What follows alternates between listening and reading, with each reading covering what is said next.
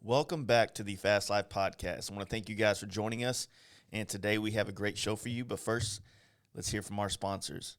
I'm happy to announce that ThunderMax has generated an offer code to help you guys save on some industry-leading products and technology. Their ECM computers are designed to provide you, your EFI-equipped Harley-Davidsons, the most advanced auto-tuning available, meaning that the computer tunes your bike to the conditions in the air.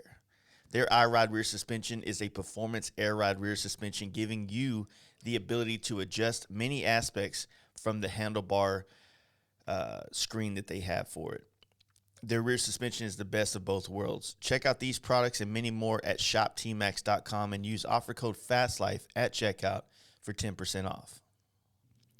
Clockworks is the air management experts. They're mainly known for their patented flare windshield that creates a downforce, a clean pocket of air, and better audio clarity for fairing-equipped motorcycles. Clockworks also offers stamped fenders, windshield trims, adjustable handlebars, phone mounts, cleaning products, and much more. Head on over to getclocked.com and get yourself set up, and be sure to use offer code FAST10 at checkout to save yourself a few bucks and get free shipping. Everyone's favorite biker, Steve Chamberlain, has been pushing his new business, Screamin' Speed and Fab, which right now he could use all the help he can get. If you didn't know, he hit a deer on his way to Laconia, so I'm glad to see my buddy's okay. And so you guys go buy a T-shirt, help him out. He's a rad dude and can definitely use your support. Screamin' Speed and Fab, which is offering FXR-style side covers for 2009 and up touring chassis, and soon to be offering for 2008 and down touring chassis. Steve has other products on the way, like skid plates for touring models, which will be available soon. Use offer code KTFU for 13% off anything on the website, including swag and stickers. Screamin' Speed and Fab on Instagram and screaminspeedandfab.com. Check them out and use offer code KTFU. Save yourself some money. Check it out. SBC Performance, located in Savage, Minnesota. Their team is dedicated to get you ahead of the rest of the competition. Their shop specializes in in-house high-performance builds, cylinder head porting, machining, dyno tuning, and high-performance suspension. And if you're not in the Minnesota vicinity, head on over to sbcperformance.com to check out their new product parts line, starting with their new crash bar, aka the Bro Bar, fitting 2009 to 2020 baggers. This performance crash bar has sleek lines and customizable end caps. Also on the way is their 100% carbon fiber lower fairing spoiler for the 2015 and up Road Glides. It's definitely going to make your bike look better. So check it all out at sbcperformance.com and give them a follow at SBC Performance on Instagram as well as Facebook.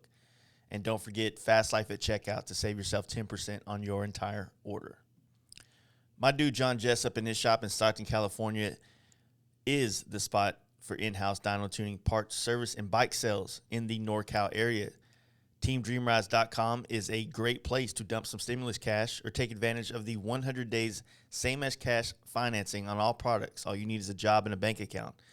And don't forget to give John and his team a follow at DreamRidesJohn on Instagram. I have had my 100% Made in America Invisivin sticker cover on my bagger for over a year. It works so well I forget that it's there. For me, cleanliness on a bike is everything. And these Harleys from the factory come with that huge sticker they slap on the down tube that becomes a huge eyesore for me. The still powder-coated cover makes that go away instantly. And if you're getting hassled by the man, it's easy to pull off due to the N52 rare earth magnets. So it's going to be locked on while you smash miles or rip wheelies, but easy to pull off by hand. Covers start at $39.95 and make an immediate difference for those who want to ride hard and look good while doing it. Head on over to Invisivin.com and throw that Fast Life offer code to save yourself 15% and give these guys a follow on Instagram at Invisivin. Paint Huffer Metal Flake is the future of the custom paint industry, in my modest opinion. A company that is dedicated to bringing quality products for us custom painters to create the art we do. And Paint Huffer is one of the most supportive paint-related companies out there, with many artists on the team. You can get started down a custom paint path with some rad products at painthuffer.com, and you can get some inspiration at Paint Huffer Metal Flake on Instagram. And use offer code FASTLIFE20 to save yourself 10% on your entire order. Check them out. And last but not least, my dudes, Lex and Moto, they're growing fast, looking to onboard new dealers this year. Their headsets and charging solutions are ideal in any type of motorcycle shop, big or small, and Lexington has dealer plans to meet your needs with products that make the riding experience better. And more on the way, Lexington offers very competitive dealer margins, fast shipping, and great customer service. Email them at sales@lexingtonmotorcycle.com and be sure to check them out on Facebook at Lexington USA, Instagram at Lexington, and don't forget to use offer code FASTLIFE at checkout to save 15% off your entire order. Thank you guys for joining us again. It has been a hell of a couple weeks. I just got back from the bike trip, which I'm going to save some of the details for a future podcast. But the first night, which is this podcast, we sat down with Dirty Dixie Performance. Me and the guys rode from Tyler, Texas to Chattanooga, Tennessee. It was about 12 to 13 hour ride. And then the guys from Dirty Dixie drove up from their area to Chattanooga, which is about an hour away. So needless to say, this podcast started at about 12:30, 12:45 a.m. And these dudes didn't leave the hotel till about 4:30 in the morning. So I want to thank those guys so much for going out of their way to help make this podcast possible. And it's very, very awesome of them to go through that. So I appreciate it, guys. And I hope you guys enjoy this podcast with Dirty Dixie Performance. Check them out. Hey, guys. You ready to let the dogs out? Fast Life Podcast. We figured you guys would be wired because it's really not that late, what you're used to, you know? Yeah, I mean, I'm just thankful you guys did it because, I mean, honestly, like, when we do these podcasts, man, sometimes or at least I've had to do so much crazy shit just to go accommodate for other people and shit all the time. Yeah.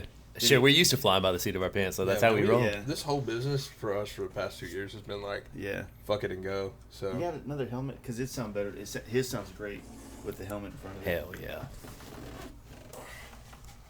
Get Jacob down there. Actually works pretty good. That's a nice little deal. We did this in, that's how we did the... Cali ride. yeah, I'd like to make the camp out sometime. Like a lot of people, you know, we fuck with on Instagram are always up there. Yeah. Sounds like a lot of fun. It looks like a lot of fun, actually. It's simple, man. That's what makes it fun. Yeah, that'll work. I just want to do it so we can have an But excuse point to it, ride. point it to where your voice is going directly in there, like into the front of it. Cool. Does that work? He'll know because he can hear it real time. Yeah. Yeah, you're good now. Testing. Yeah, so it might sound like we've been having this perfect sounding shit for a while now because we've got all this like noise canceling, fucking boom mics and all this crazy shit that's shot. It's all directional. Yeah, and now we got these fucking lavaliers out here back doing the old school shit. Hey, kicking it old school. It don't matter.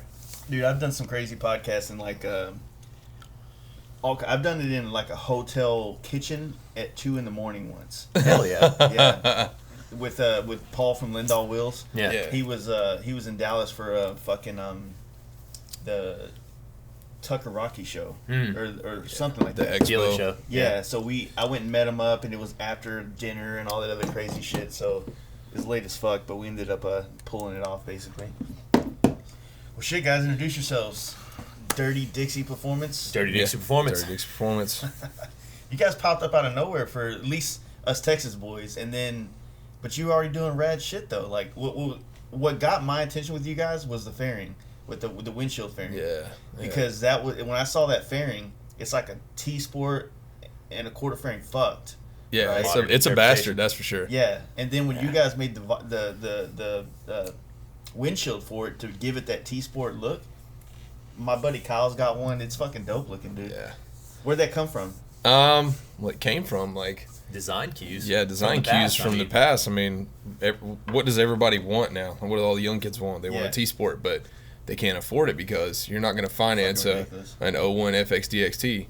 You know, you're going to have to come out of the pocket 10, 15 Gs, and young kids ain't got that. But you can go to the dealer, finance a new Softail, get that P&A quarter fairing, and then hit us up, and you got to, what we think's a modern T-Sport. Yeah. So is that like the first product that you guys physically have of your own brand, or you got some other stuff on the way, or what's up with that? Oh, we do have some other stuff on the way. Last year, we built the FXLRT for the VTV Tour, and a lot of the stuff on it was custom. The only thing we really sold off of that was the dash that we make. That's like an FXR like fuel gauge copy that's doubled up in CNC. So you can have, when you relocate your gauges to the handlebars, you've got any 2-inch gauge you want to run. So we did like oil pressure and bolts on ours. Yeah. And it's 3D milled, so it's just like one piece. But with this build, we wanted to do like everything that we make for the bike for us to sell to the public. So everything we did, you could build that exact bike in your garage, you know. So as it comes through, you're going to see different products dropping that correlate to that bike, and it's all going to be available. That's the best to the way public. to make products, though, man, because you're making stuff that's actually usable in a build and in something that's actually being done, rather than sitting around designing shit that you've never ridden the bike. You're just like, hey, let's change that bolt or let's change that bracket kind of bullshit. You know what I mean? I see that shit happening a lot. My mic sounds like shit. I'm sorry, guys. Oh, that's cool, man. No worries. There you go. But no, that's all good. But yeah, so how did you guys know a lot of the same people that we know in Texas? You know what I mean? Like Justin from Hang 'em High. Oh, yeah. Yep. That's the boy right there, Justin Kelly. Yeah. And then, my boy Cody right here, he talked on fucking, what was it, Instagram Live? Or not Instagram Live, but... About those sport glide bags? Oh, yeah. So- Well, I mean, we've messed each other a couple times. Yeah. So it's like, like you guys seem to have like this, like positive reinforcement everywhere. Like everybody fucks with you guys. So Yeah, man, We just came out trying to be solid and have Yeah. a good attitude and keep it positive, and I guess people like that. They recognize that. what I kind of feel like, all of us on this side of the Rockies have to work so much harder to be in the performance world. That's I'd agree with 100%. Well, So- I mean, not everybody can be cool, man. If being cool was easy, everybody would do it. Yeah, for sure. Yeah. I'm trying to get there. No, Yeah, right. But like hell, where you guys are at, like how's business in that kind of area? Like how do you? Just fine. It is. Yeah. Just fine. It's just not bad. People will come from all over. I mean, they'll seek what they want and come to you no matter where you're Locally, located. locally it's not that strong, but we will go states over and pick up a bike. Like we'll organize a delivery and get it, and go back and forth, because I mean, like a lot of that style of things in our area is not really taken off. Yeah. We're the only ones doing those kind of builds I know. in our area, What really. is that, dude? I mean, I say that, but you got Pops. Yeah. They're down south of us Yeah. in Roswell, and they do a lot of that stuff. But it's just, it's few far and in between in our area, so we have to reach out kind of far. Both of these. Sweet, thank you. Yeah. So that's what I was thinking, because on this side of the Rockies, man, like there's a couple of Midwest shops, but like you guys here, and then like you said, you got Pops, and other than that, there's really no other like large names, I guess, in our like smaller circle of Not this. as far as performance, no. Yeah. No.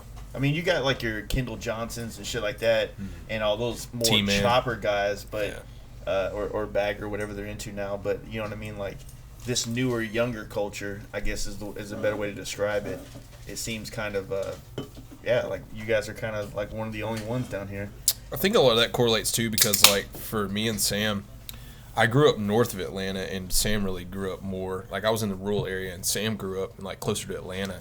And so like the one thing that we had in common is like growing up in this area in our age range was like, all the kids that did motocross, skateboard, and BMX. So like, for those type of people, West Coast culture was always the thing that you wanted that you didn't have here. Yeah. It was always like, well, I want to, all these pro riders, all these pro skaters, they're all from that area. So like, it was kind of seamless as, look at all the kids that were skating that are now riding Harleys and stuff like that. You all jumped into it. And it because all we love jumped into adrenaline. it. So like, you're still in tune with that scene. It's just you're adults now, and you have adult things, and we can afford Harleys now in in our 30s when we couldn't. So Exactly. I think that's the reason why we're like one of the only ones, is because like all of your big time shops have not really caught on, because I mean it's not what they do, it's not what they're into, and their customer base doesn't follow it either. So Yeah, it is much more of a smaller niche market, but I mean it's crazy when you look at it because it feels so big. When you're on Instagram or you go to like the V-Twin show or you go to Sturgis and you find like all the guys that are into the shit, it feels like a huge thing. the online community is massive. Yeah, and that's really, even though it's been around for about 12 years or so for like the Facebooks and Instagram, it does feel like this is the first completely birthed. I don't know the right tense in that one. Yeah, birthed. But it completely feels like this is the only one that's ever been 100% made from out of the Instagram culture and Facebook culture. That's true. And YouTube and shit like that. So keep people connected. I mean, so what? How did you guys get into the shop game as far as industry wise? So how far back do you want to take it? How far back do you want to take it? You drove here. I got beer and a Red Bull, so let's fucking get into it. 10-4, let's get into it. All right, so Sam and I worked at the same day job together, and basically I had just recently gone through a divorce, and he bought his first Harley ever. Mm-hmm. And so, I'd had one for a while because that was kind of my deal, was I was into hot rods and drag racing and things. And in my first marriage, it was hard, trying to get, back into motorcycles because my ex-wife wasn't a real big fan. So, you know how that stuff kind of goes in relationships. So, got divorced, and I was like, fuck it, I'm going to go buy a Harley because I've been fiending for this forever. So I go buy the Harley, and it's, I had motorcycles in my early 20s, sport bikes and things like that. And I'm like, I got the bike, and I'm like, I don't fucking like it as far as certain things. So I started modifying it, doing what I wanted to, kind of out of the box. And that's when I started seeing things on Instagram, and I was like, well, there's some cool shit out there, and I can facilitate this myself because I've always been a mechanic of some kind, in whatever. I worked at some high-end car shops locally that no longer exist. They got killed in 08, 09, and so they didn't survive that. So we were, one day I ran into him, just talking to him in the parking lot at work because we worked for a massive company. And it was hey, I saw your Harley, blah, blah, blah. Next thing you know, I'm at his house putting on exhaust on his bike, and we start hanging out. And it just kept evolving because it was well, fuck this. I'm going to get a different bike, and we're going to move on to something else. And so you were on a sport bike originally? No, we were just we were on Harleys because I hadn't had a motorcycle in 2015. I hadn't had a motorcycle since 07, 08. That was the last time I'd had one because I had a kid, got married, and it was just not in the works at the time, And so we started doing all this stuff, and it's one day he was I don't remember what we were working on, but he was just how the fuck do you know what to do? It was just a question, and I was like, I don't know, man. It's 1 a.m, Yeah. And we're in his garage putting some handlebars on his dyno, and I'm like, I don't fucking know, dude. I've always turned wrenches for a living. It's just what I do. And he was he's trying to be humble and not be super prideful about it. I'm like, well, I mean, what's your background? Just people don't have skills like this every day. He's just built some fast cars. I'm like, what are you talking to? He's like, 1,000 horsepower street cars, daily drivers. I'm like, that's no slouch. People don't have this kind of stuff. I'm like, yeah, you're over here trying to be humble, but a lot of that knowledge kind of transfers over. I mean, Harley motors are pretty basic. They are. You know what I mean? Pretty primitive. So for now. For now. I mean, probably the most technological things is the CAN bus wiring system that takes place on this shit now. And so basically, he's just why don't you do this? So if you love it so much, because I really did, working on motorcycles is the biggest escape for me. Yeah. Shut the world off, go out there and fuck with them. And he's just what? Why don't we just why don't you start a shop? And I'm like, dude, I gave every excuse in the world. I'm like, time, money, fucking this, that, and the other. And I was like, that would be rad, though. And he's like, I really think you could make it if you did it. And I'm like, so we bullshitted about it for a year, and then one day it was started kicking around names. Yeah. Trying to decide what we fuck it, let's run it. And we're getting on Adobe Illustrator trying to come up with a damn, which I actually did it in Paint and sent it to him at 1 o'clock at night. I'm like, check this shit out. And he's like, that's pretty rad, but I would do this. And we him-hawed around. And the next thing I know, we fucking kicked it off. And then there's an LLC formed. And we started doing shit, So and it's funny that you asked, you guys kind of popped out of nowhere. Because we were kicking for a little bit, making some steam, making moves, taking one step at a time, forming everything, figuring out where we wanted to go as far as branding and all that, what we wanted to do. But when we showed up at VTV last year, that was the first time that we had ever put our faces out in the public, here's who we are. But when we came, we came correct. He brought the FXLRT. That thing was to the nines, just an insane build that had so much componentry to it that a lot of the stuff was one off and just this marvel of engineering. But when we came, we came correct with the full tent set up just like everybody else, and everybody's like, man, who are these guys? We haven't heard of them, but damn, look what they got. Yeah. So it really turned a lot of heads. And I really think the thing that was the turning point was the fact that we had our diehard feelings about the Harleys we like and stuff like that. The Softail came out.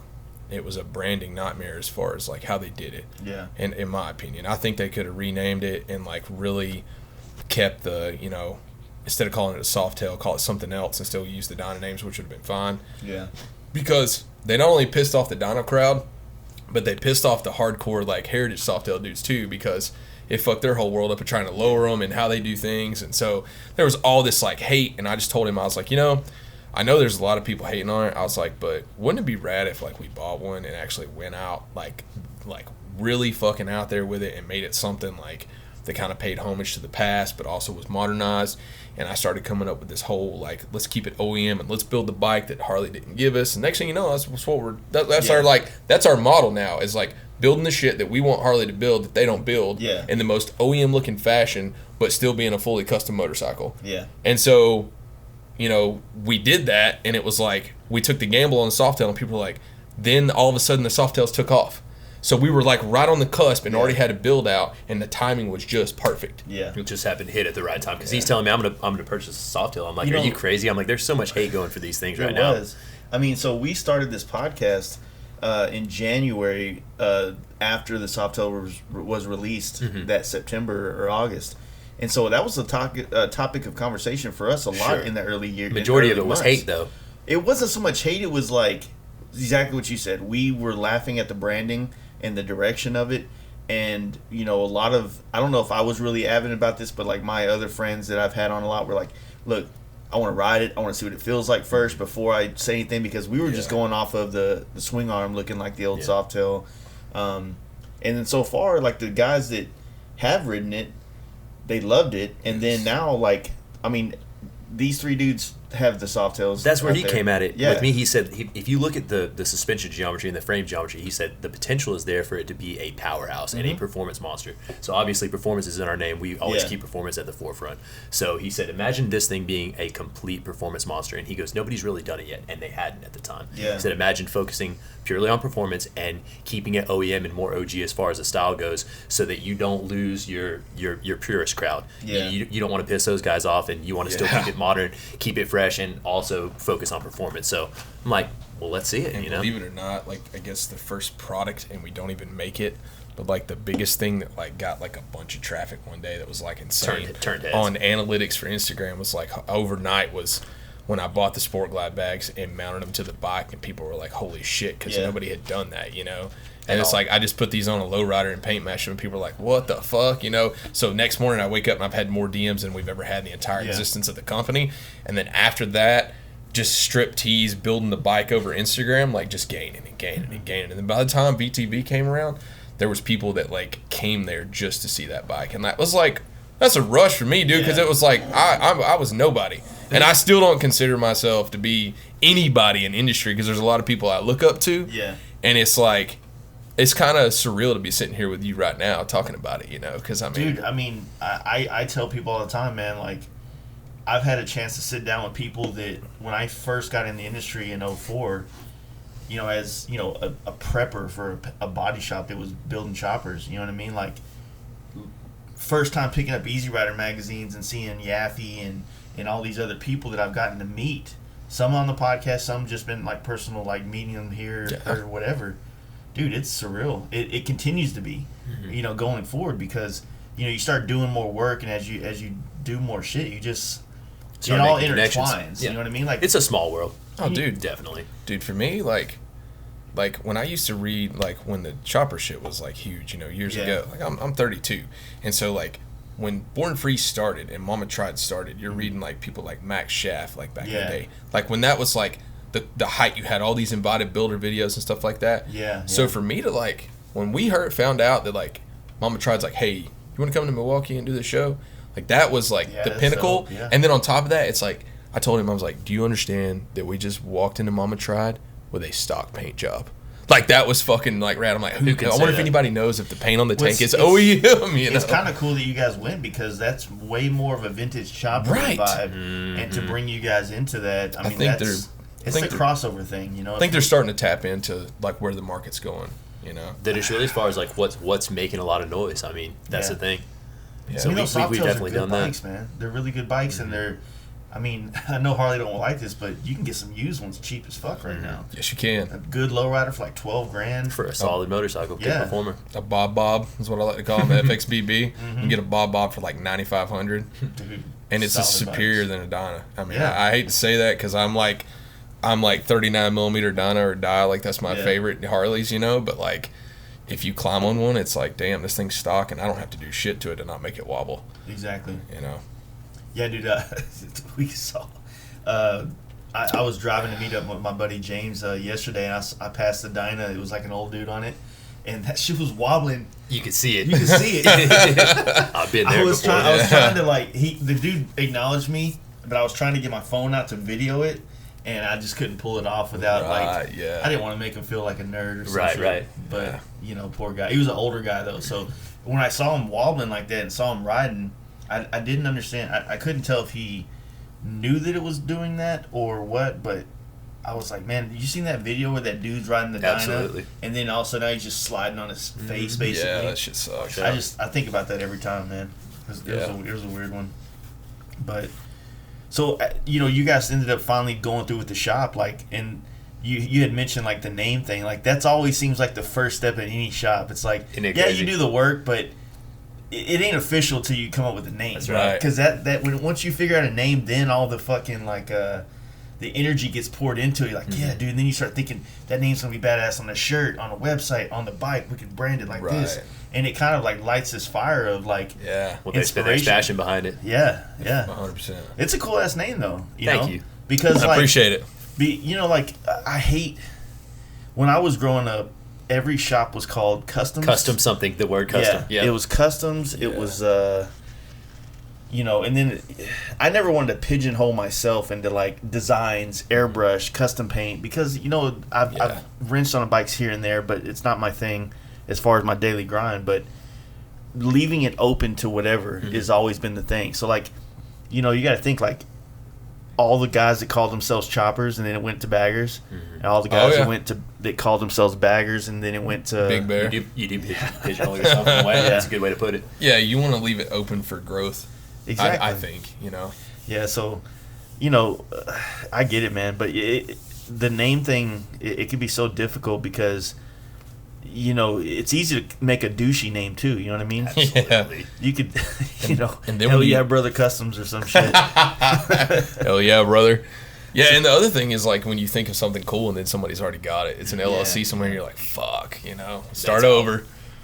Yeah, it's that part sucks too, and then it sucks when they just buy the shit. People just buy up all the cool names. Yeah, and if you need a website or you need an Instagram page, you got to put a whole bunch of fucking spaces and shit in there and stuff. Yeah, yeah, know all about that. But no, it fits it though. Even though I don't really know, I don't know much. In Texas, we're kind of in a weird spot because we're not quite the South like you guys are. No, you are. Right. We accept you guys. Okay. Yeah, we accept you. 100%. I feel like y'all love guns and all good Southern shit. And you're rowdy as fuck too. So y'all have Waffle House, right? Yeah. As long as you got Waffle House, we accept you. Good to go. And you have Justin Kelly. He's from Kentucky, so by having him in the state of Texas, is Kentucky considered South? Yeah. So that's what I think is you guys have a Kentuckian in Texas, so that makes y'all Southerners now because Justin Kelly's 100% a Southerner, Yeah, he is. Love that motherfucker. But I feel like I feel like a lot of our culture is more closer towards the country Arizona vibe than New York. It is. You know what I mean? Yeah. Then it is West. Yeah, it's more. I feel like we fit more in the Southwest kind of vibe than anything. Yeah, I'd agree with that. Because we're not considered the Midwest either. Nope. So it's a fucked up. We're way over here on the East Coast, so it's hard for people to get out here because that's the thing. When the VTV show was coming, he was like, "Dude, guess what? We got a performance show coming over here to the East Coast." I'm like, "Get out!" He's like, freaked out. Jeff Holt. He said he's bringing performance shit to Tennessee. I'm like, "Yeah, where at?" It's like Smoky Mountain. That's an hour north of us. Because when we started building the bike, we were trying to figure out how the fuck we're gonna buy a trailer and haul that bitch to Cali and take time off and try to get everything set up, and then it's then I told him, I was like, man, I just saw this shit on the internet. You got to see this. And he's like, well, I was like, fucking Jeff Holt is coming out here to bumfuck Tennessee to do a performance motorcycle show. And he's like, bullshit. I'm like, check it out. And which it was we love the area. Holy hell, Yeah. Which, and that's the thing is, Holt's smart about that because that area is prime riding area. Oh yeah, it's of nothing the but states. riding. Yeah, So he wanted 129 is the shit. He wanted to make his shows a little bit more focused on the actual riding because he's like, what good is a performance show or any show for that matter? You pull up, park a bunch of bikes, you go through, you're like, well, that sucks, that's kind of cool, that sucks. It's like, no, you should be about riding. I mean, come here, you actually ride the motorcycle for one, because who gives a damn how it looks if you can't ride it and it's not functional. Yeah. So actually, they had group rides every day, like doing cool shit, and of course, hung out with all the builders and all that stuff. So good times. Yeah, I did the last year of the hot bike tour over here. That's the last time I came through here. The V-Twin show last year, I don't know. I think it was, I don't know what I was doing. I think I got trapped between going. I was planning to go to either that or going to the Four Corners deal. Yeah. And then something happened and I didn't do anything. That's what I think ended up. I'd really like to taking make place. it up to John Oak's show for sure.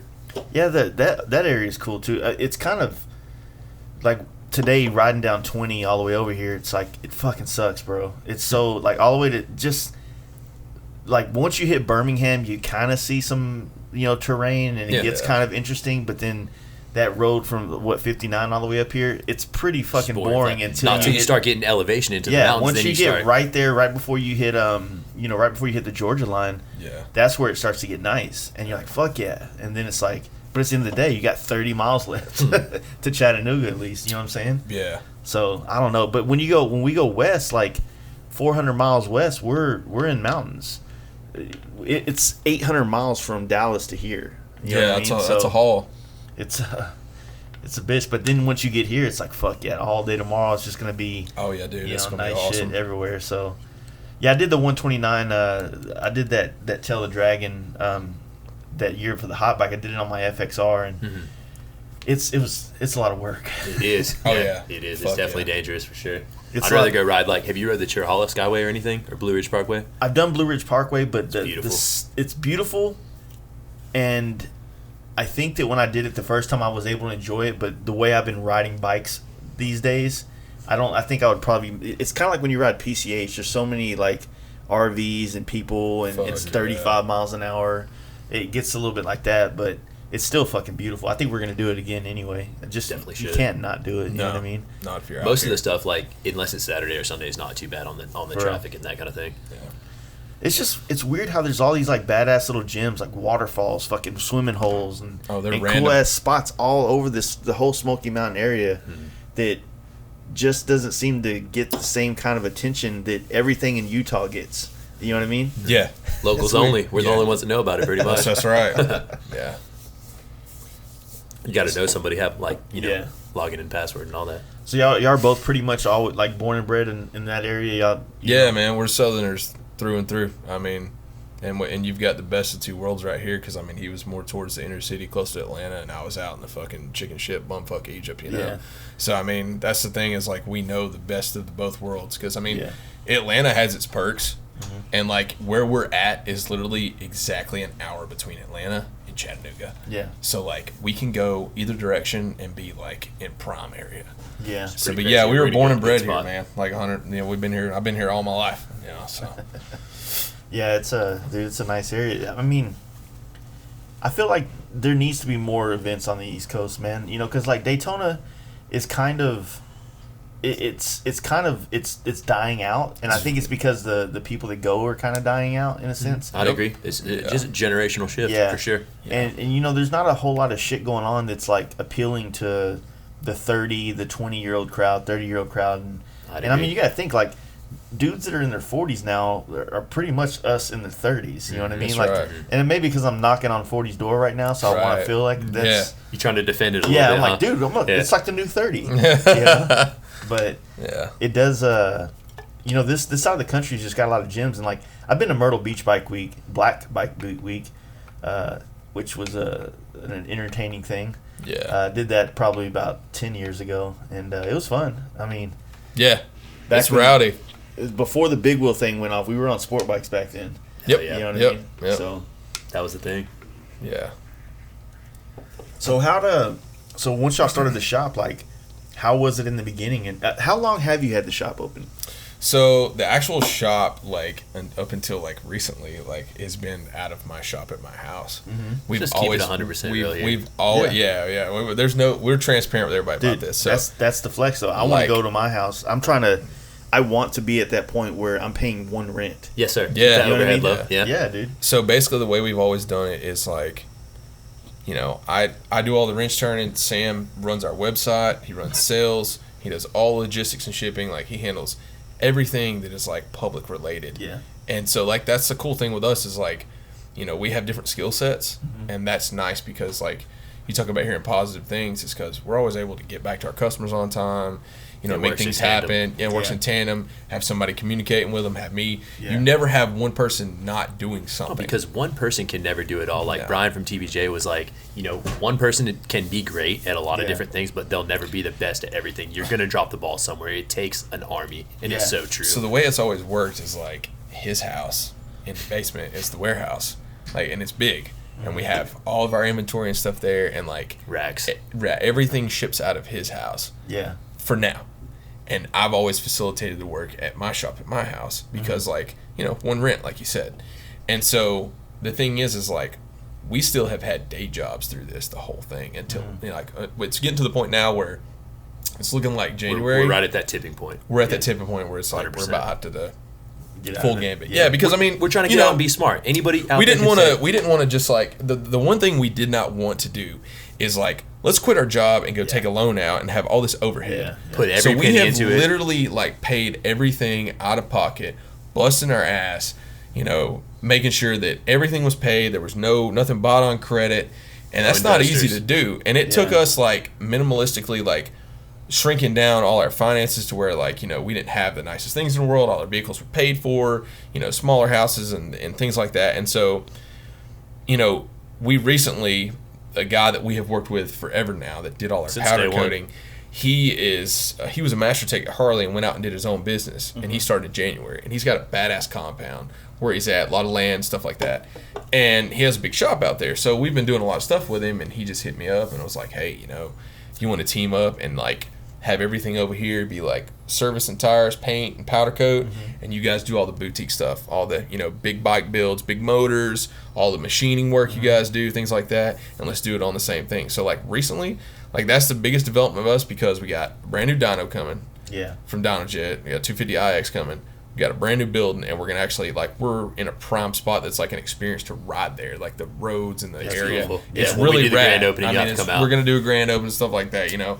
So like that's the thing is like we have started from like nothing and like working out of the house and just grinding, and you know that's always been the thing is like I think a lot of people online never really realize like that all these photos and stuff were taken in my garage. Yeah. You know, of all these bikes being built. Like a lot of people think that there's just they're always like, I want to come see your shop, and this like they think it's this big grandiose thing, and I'm like, well, you know, I mean, if you want to come to my house, man, that's cool. Like roll on up, you know. They're like, we'll chill. wait, what? With the drop Yeah. face, you know? Yeah, well, you know, it's kind of weird because a lot of customers that I think most people are chill and cool with that. You know what I mean? Well, because if anybody asks, I mean, we've always told the truth. You can't lie. Nobody's ever had a problem with it. Yeah, In fact, they're shocked. They're like, "Wait, you guys have full-time day jobs? Like, what do you? How do you do it?" Like, not a lot of sleep. Not a lot of of sleep goes on. yeah. I mean, dude, like the reason my shit is called the Fast Life Garage is because I was in my garage, like doing like so. My first big wheel that I built after I left my shop that had tons and tons of money and investors and all the shit you're avoiding doing. Money doesn't solve anything in the industry, and sometimes when you get a loan or you do this shit or you don't work the way you're working right now to get it, it never quite feels the same. It feels like you can walk away from it a lot easier because you didn't. I wouldn't say you didn't. I don't want to take that away from anybody that has done it this way, but when you work every day and you put in these extra hours, you do it this way, it's way harder to walk away from it later on when shit gets rough. Oh yeah. You know what I mean? Like the roller coaster. It's this emotional roller coaster running a business, especially it is that for sure. Especially when you're doing it for your business is somebody's hobby. That's you know, right. It's not their necessity. It's somebody's hobby, but it's our passion. Because like at the end of the day, like the biggest goal is just to do something that you don't hate doing every day. You actually enjoy it and call it a job too. So that's the goal. That's the American dream. Yeah, I was actually listening to a podcast today on the way up here, a Rogan podcast, and he had said something that it really sums up how I view things because I like a lot of different shit, and all the things that I end up doing always end up becoming almost like another business. Like I'm not trying to, but And he said, dude, if you love doing something so much, if you just do it, you'll figure out how to make money doing it later on. It's a true story. You know, but you also got to play that real thin line of is it profitable? It's I think anything can be profitable. You know what I mean? But you got to play it smart. Are you going to be happy once you start doing this for a job, doing it? You know what I mean? Yeah. It's a really fine, weird place, man. Because, you know, I struggle with it up and down. Like, you know, one day I'm like, fuck, man. How nice would it be just to clock in, clock out at 5 o'clock, go home and watch SportsCenter. You know, it don't happen. It doesn't work that way when you're self-employed. You know what I mean? Nope. It's always something to do. But then when you're on a trip like I am right now, must be nice. Like, right, fuck you don't know dude. what all man. years went behind that though. Yeah. Man, if I had a dime for every time I've heard that, you know, It's not overnight. fuck. So y'all haven't really had a chance to really do too much other than so y'all went to Mama Tried this year. Didn't they have like a big party instead, just on the streets? Basically, The COVID's. And I'm gonna tell you it's all something. down. Like, you want to talk about like rough. Like that's about an 18-hour trip from us from where we're at, right? It was not close. So like Rented we a had to truck, get everything trailers, the set whole deal. up, you know, truck trailer and all that stuff, and haul ass up through there. So we get all the way to Milwaukee, and we finally get to Milwaukee after driving all day, and then we're trying to figure out where to load in and all that shit, you know. So we're texting people and talking to Jeff and Danny because they're all coming in. We're trying to meet up and go have drinks and stuff, and you know, just have a good time. And so we get there, and like we're loading the bike in, you know, at the rave. Yeah. And so we're loading the bike in. We get the bike loaded in once we finally get there. And it's weird because, like, I'm loading the bike in. I turn around and I was like, oh, this is Rusty Butcher. Like, this is all these people, you know, all these people that you see online there. And it's like, cool. You know, everybody that's always connected to the interweb is, like, in person now. Yeah. Load the bike in. Excited to be there. Text Jeff or Danny. I can't remember who we texted. We're like, hey, you know, let's go meet up somewhere and have some food. We're starving. Yeah. So we ride over to the HD Museum because everybody's kind of meeting up there.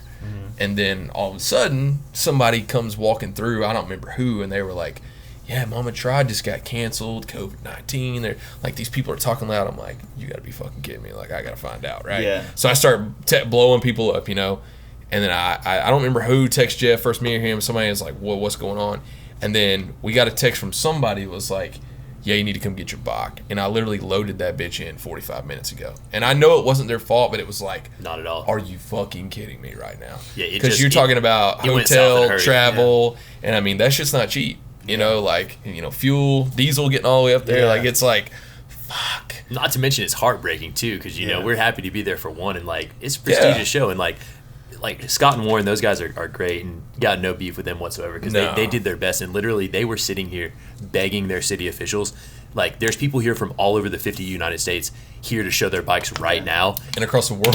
Can we please have the show? Like, they're begging. They said we literally went to every extreme to try to still have the show until they said absolutely not. Governor you shut cannot it do down, it. man. So shout out to those guys, man. They So have we, the utmost you know, respect. you're right. We did make the best out of it, and it was a badass party because we're at Fuel, you know, eating, and all of a sudden all the boonie bike dudes come rolling in off the road in the bar, circling the bar, doing burnouts, and you go to the next bar for the Go Fast Don't Die guys are in there, and they're tattooing people in there, and then somebody's doing a burnout in the middle of the bar outside out there, and it was just like everywhere you went was just a rad party. Because that's how we ended up at the days. bars, because they wouldn't let any groups meet in, you know, large groups or anything. So we're like, well, fuck it, we're already here. We want to see some cool bikes. Like, let's do it. So Jeff's like over here trying to make the best of everything, do damage control, still have some sort of event where like people can get to see rad bikes, and the guys that brought them from all over can get to show them. Where was So Yeah. I can't remember the name of the bar where they actually set up like the boonie bike race in the parking lot there. was So like gnarly. they had, and dude, it was rad because it's like freezing cold, you know, at nighttime in Milwaukee. There's a burn barrel, and they got like this, you know, wood burn in it, and the boonie bikes are just fucking And there was getting a dude outside. riding a boonie bike in a porta potty, and you were talking about sports earlier. The dude actually made Sports It Center. was You can on look it Sports up Center. because they had no sports to report because the sports were closed because the COVIDs. shit. This dude riding a boonie bike in At a the porta potty HD made Museum. Sports Center. Look it up. Yeah, good times.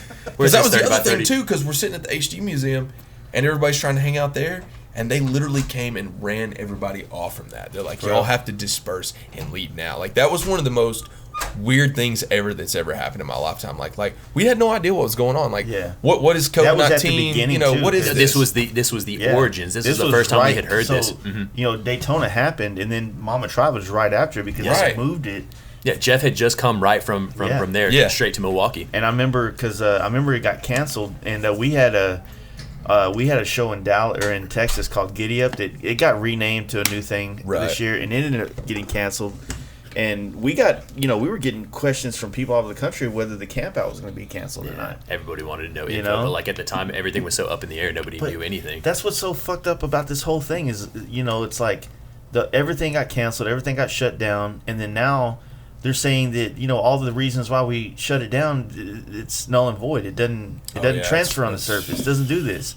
Yet, as quick as things shut down, they're not allowing it to go back open after they have the fucking facts now. It's just fucking annoying, man. Yeah, we'll never know the truth, man. That's the best People word like for it, us really. won't know. Yeah, that's the best word for it. It's weird times, man. It's like, I've seen a lot of shit in my lifetime. Obviously, we all lived through September 11th, all of us sitting here. And, like, I've never seen anything like grasp the country the way this has. And, like, it's scary, you know? It's scary because, man, like... It's affected everything and everybody. Yeah, it's... In every facet. It's like... I guess not so much me or whatever, like, but I feel like so many people have a weird... Like, they don't know how of course, they feel bad about, all the police and doing the, all the crazy shit. But then they also... I guess guys people that aren't black, are like, like we're like, fuck, man, yeah, we see the injustice that takes place all the time, but then we also aren't really cool with the looting, especially because all of us are kind of business people too, or and we're not necessarily the kind of business industry that can bounce back from something. Like we ain't Target. You can't loot one of our stores and it's not making a dent, basically. No. It's a weird place, and now you see white people doing some fucking weird shit, man. Of course. Like walking around saying, I don't know, I don't even want to bring it up on here, but it's just crazy shit that, like, all right, I didn't do anything wrong. I actually got kids that are mixed. So, if anything, I fucking help advance our civilization in some kind of form or fashion. But, like, it's just crazy, man. It's like, the only thing that feels normal is doing bike shit right now. That's right. Yeah. You know what I mean? And the people that go along with it. That. Yeah. And the people that go along with it, like 100%. Like, everybody that's doing bike shit is just down to earth. And, like, I just want to ride and build motorcycles. When you go somewhere and you ride bikes, you go to events, you go to bike nights, like, we don't really get those people that are Me Tooing and canceling and all this other shit that's going on in the world. It's just like, hey, man, what pipe is that? What fairing? What seat is that, bro? That kind of bullshit. But I'll take that all day long over, like, what I should, the woke culture, whatever the fuck's going on, Leave it to the side. Does it even matter, Yeah. I think a lot of people that ride motorcycles don't really give a fuck about politics, man. I mean, that's why we got into it in the first place. So we really don't care about conforming to societal norms. We just want to be outsiders and go fucking ride. I mean, that's a general assumption, but that's just what I think. Like, I don't think people, like, they're like, well, I'm not getting caught up in that. I got things to do and hustles to make happen, Like, I got bills to pay, Yeah, I mean, at the end of the day, like, following politics is no different than following your favorite sports team. That's right. You know what I mean? Yeah, man. It's and even now, like, I find myself wanting to get into it, like, someone needs to say, I'm like, nope, just leave it the fuck alone. Go read a fucking Stag mag or something else, or you can't read a Stag mag, but you just, go do something else. Go draw, motherfucker. Like, go play a video game. Just do something else and don't get wrapped up in this bullshit. Because it's like, it's like arguing with a woman. Like, you're not gonna win, basically. You're just talking shit to somebody online, basically, and that's. I did kind of make a statement a couple months ago or a year ago. I was like, man, like, if this was the '60s, motherfuckers would be out there standing up, rioting, doing shit to make things better, and then lo and behold, 2 months later, it's like fucking craziness. You know what I mean? It's a weird one. We had this dude in Dallas that pulled out a sword and went and tried to go chop people up. Oh, I saw that. Yeah. So the first time I saw the video without the context of what happened, I was like, I felt bad. I was like, man, they beat the shit out of that white dude. I was like, well, he did go try to fight a mob with a sword, and he didn't know how to use a sword. What do you expect is going to happen, bro? Like, if it was a mob of white dudes and you did that, you got your ass with a stomp. You painted a target on yourself. Exactly. Some dude, like, pulled a bow and arrow out, started trying to. It's like, bro, that's retarded. Braveheart out here in the fucking street. Yeah. True, Right, Robin Hood. Hey, that's crazy, man. But yeah, I mean, we had it pretty bad in Dallas. I heard, I guess Birmingham had a crazy riots or two. I think, I don't know. I'll be honest with you, man. Like, anything local like that, I mean, we saw the stuff. Atlanta was pretty wild. Atlanta was pretty wild. I mean, like, one of the things I sent him one night was like, hey, check out this APD car on fire, like with 1312 spray painted on the side. He was like, wow. I'm like, yeah, it's fucking weird, it's 45 minutes down the road, but the thing for us is like we find everything out secondhand from somebody else because we're so like head down buried in work right now, trying to like, and we are a little out there too, so like that's the thing, when we're in a more rural area, when stuff like this happens as major city, like it makes you happy to think like it's cool, but it doesn't affect us as much out here, like being really kind of off the grid. So y'all probably didn't have to deal with as much of the COVID shit either, because I'm kind of on the outskirts of Dallas as well, so we don't really have all the we could still go there. We couldn't go sit down in restaurants, but you could get takeout. It felt, I mean, of course, Walmart was open. You know what I mean? The worst thing was like all the shows getting canceled and stuff. Yeah, that was the worst, because I mean we've had so much stuff canceled or pushed back, and at a certain point you're going to lose some because you can only push it back so far until you're going to start going into next year's calendar event. So we're going to lose some at the end of the year for sure. That's what's weird about this year is that October coming around and everybody's rescheduled to October. And then you got shows that were already going to take place in October. Correct. And and then they keep saying like they moved Born Free back to September, but then you listen to like they're saying that like the state of California is not going to release permits for people to gather in that large number of sums or whatever. Yeah. Until there's a cure. But then again, we have this new information that it doesn't spread, so it should change. There's so much conflict in info. Pretty much, not to get political, but it feels like until the next president is elected, if it's continuing to be Donald Trump or not, shit's gonna continue to like in limbo, get crazy. Yeah. Like we're probably gonna find out if aliens exist or not. Well, I mean, it's 2020, but we've still got 6 more months. What's gonna happen before the end of the year? Dude, it's a fucking... I didn't realize it because it feels like... It doesn't even feel like it happened this year with the Australia fires. You know what I mean? When the whole fucking continent of Australia was on fire. That doesn't feel like it took place this year. No. It felt like it took place last year or something else. That's what we were talking about Holt over breakfast. It was like, man, it's so good to see you and like hang out with motorcycle people and do motorcycle shit because it was like... Down. It was like, man, it feels like it's been a year since we saw your Mama Try it. It was literally in March. Yeah. 3 months ago. We've been so, it does feel weird. It was so strange. It's like, man, it feels like it's been forever, and it's not. It's just that everything's been so slow, you're not really caught up in the rat race trying to get everything done and finish a bike and go here and go there. It's like, you're pretty much twiddling your thumbs. You can't get parts. That's been our hold up trying to get our show bike done for this year. The FXXT is like, we've not been able to do anything because it's like, oh, yeah, we need this part. Yeah, it's going to be 5 weeks. I mean, apparently. So I have a customer that we're painting his bike. He tried to order the Sport Glide bags, and they have no more. They're apparently out through Harley. Yeah, they're low stock on a lot of stuff, a lot of parts. A lot of stuff's back ordered right now through HC Parts. I mean, it's insane. Everything.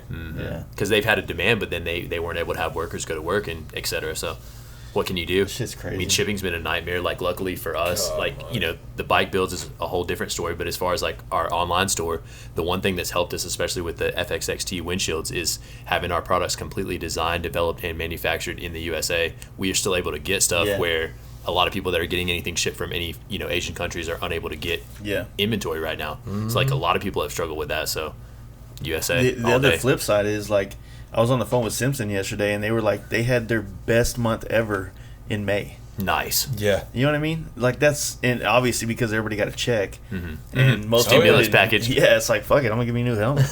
What do you mean bike parts? Yeah.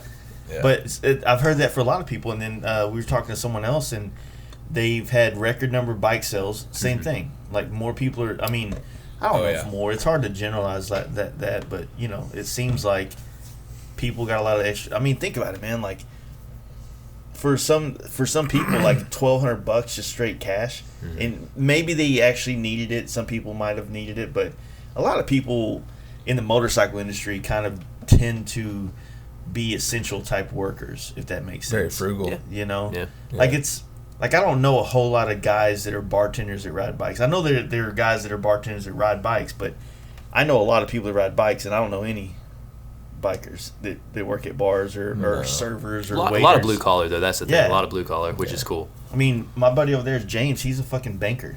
He just went home and did the work on a laptop. Right. Nice. You know what I mean? So it was like a lot of people's jobs was able to go to, just remote basically. Right. It was a real test for everybody to learn how to improvise, adapt, and overcome. But that's what it's all about. I mean, life's nothing but changes. It's all about how you deal with that and where you go from it.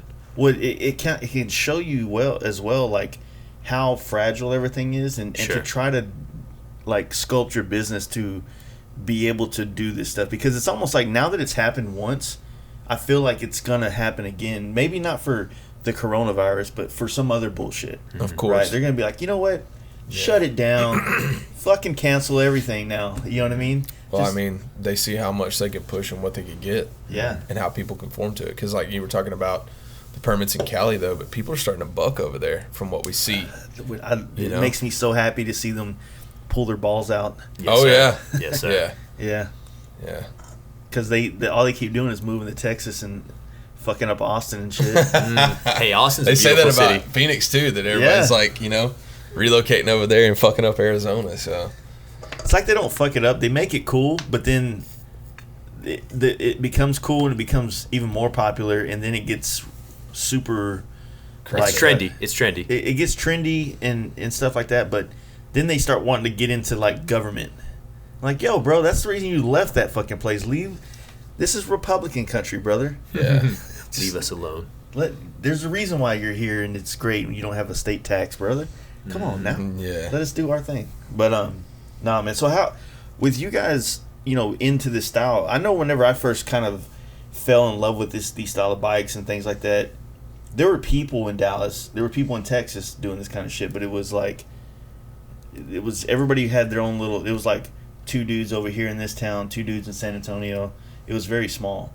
So is it like that here for you guys now, or do you have like smaller groups of people doing like the club style? I would say as far bikes? as like individuals on the street, We you've feel got a spread out. few young kids rolling around that are doing that type of thing within like the means that they can do. You know what I mean? However, But with it's- the power of the internet, Yeah. we feel connected to everybody Right. at all times. Yeah. Right. But I would say as far as shops, no.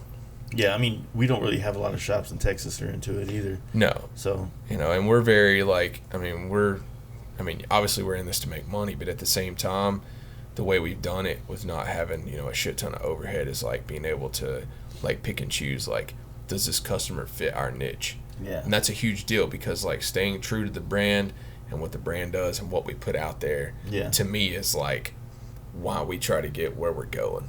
yeah, And No, I agree.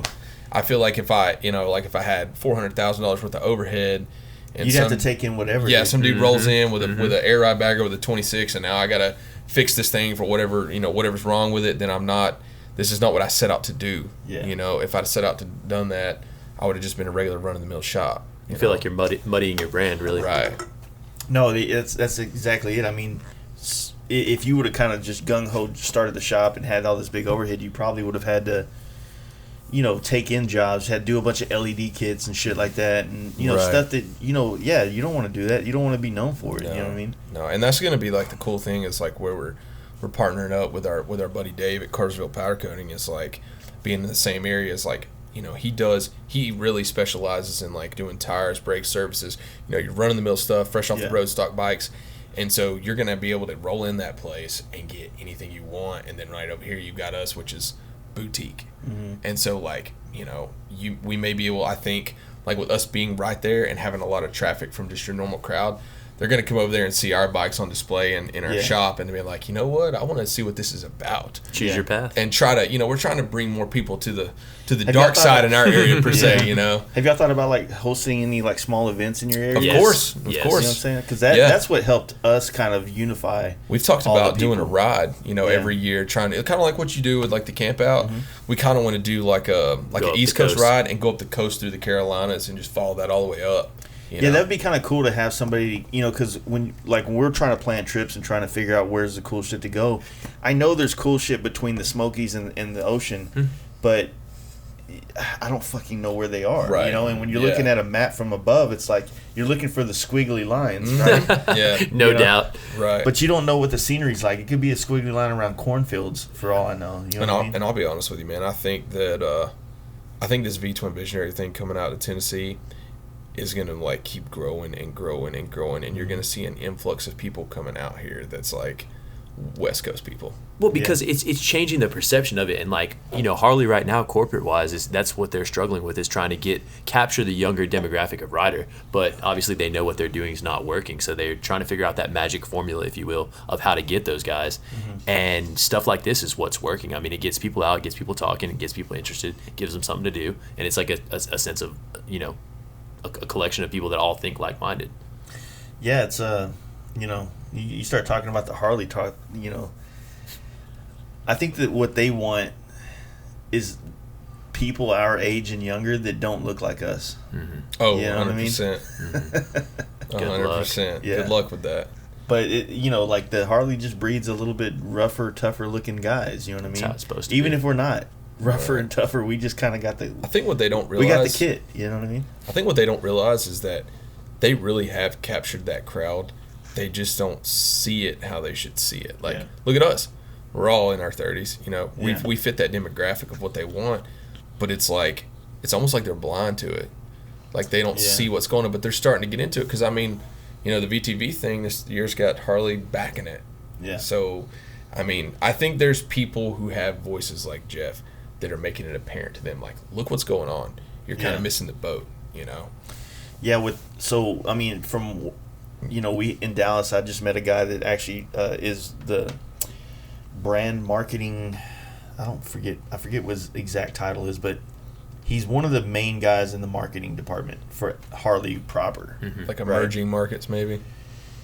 Something like that. Some kind of fancy title. So basically, Harley, from what I understand, is revamping. New CEO, completely new marketing team. And this guy that I met is actually, he's going to be on the podcast at some point, but Sweet. For the fact that we can't necessarily talk too much about Harley, it's more just going to be about him and his other places and roles in marketing. What brought you here? Yeah, which, you know, when we do these podcasts, I try to tell people a lot. It's like, you guys might not think you're into photography, but all you motherfuckers are trying to get good at Instagram, and that's photography. Damn you right. might not think you want to talk about marketing, but we're all marketing, dude. When you fill out your Plenty of Fish fucking profile, bro, you're marketing.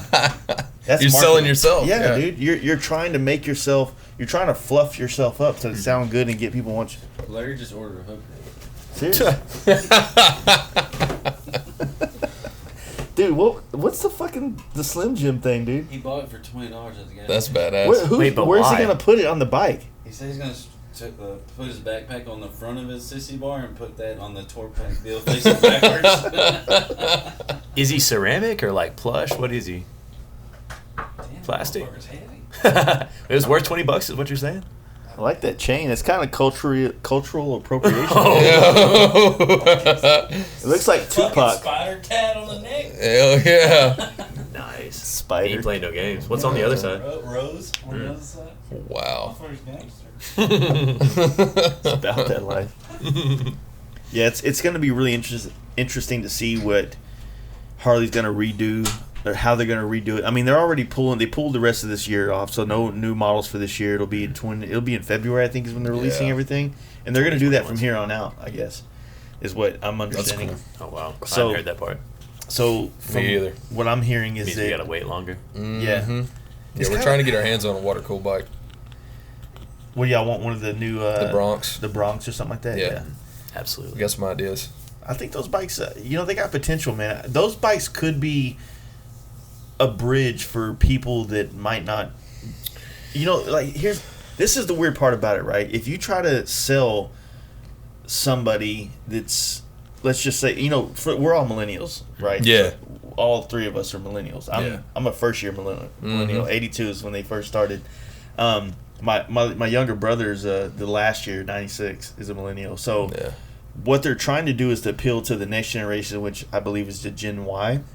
And when you tell them, people that have grown up with nothing but fuel injection and things like that, even though Harleys have it, there's still so much technology that they haven't done. Honestly, if they just start fucking adding a little bit more technology to these bikes, the styling is there, dude. It's just, or at least I think it's there, but I might be conditioned to the boomer mentality that seems to be plaguing them, I guess. Obviously, we liked them. Hell, we bought them, you know?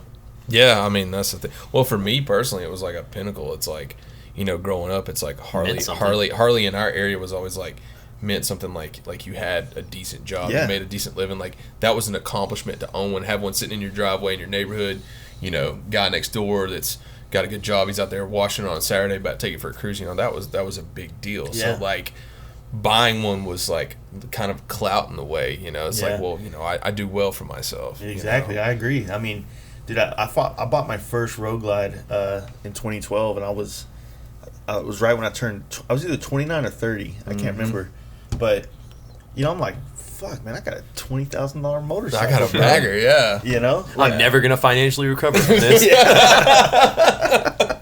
Exactly. Fucking Carol Baskins. Goddamn right. But yeah, man, I felt that, you know, and I've I don't know, man. I mean, I've since 2012, I bought 3 new motorcycles, right? New Harleys, and I want a lowrider S, so I want to get one of those. Oh yeah. But, you know, I'm probably going to have to wait till next year to see what's going to happen or get some more inventory, because the kind of deal I want on a lowrider S, they can't. I don't think they're going to give it out right now because they're behind. They're not struggling to sell them for a while. They stop production. They're having a hard time keeping bikes on the floor. Well, I heard that's the other thing about the new CEO was wanting to do, was to kind of limit production and get it back to where maybe not so much that you had to be on a long waiting list, but there's not overproducing these bikes. Yeah. That was the 90s. Yeah. You know, people were coming into dealers back then, like, you got what you got. You didn't get to be choosy about color. It was like, well, do you want one, or you want to wait another 6 months? Yeah. So supply and demand, though. I mean, it works. Yeah. Dude, a lot of what our company is the supply and demand. Mm-hmm. You know, when you hand make things, you know what I mean? It's, hey, dude, I can do 4 a month. You want to get in line? Yeah, for real. You know, what else can I do? I can do shittier ones.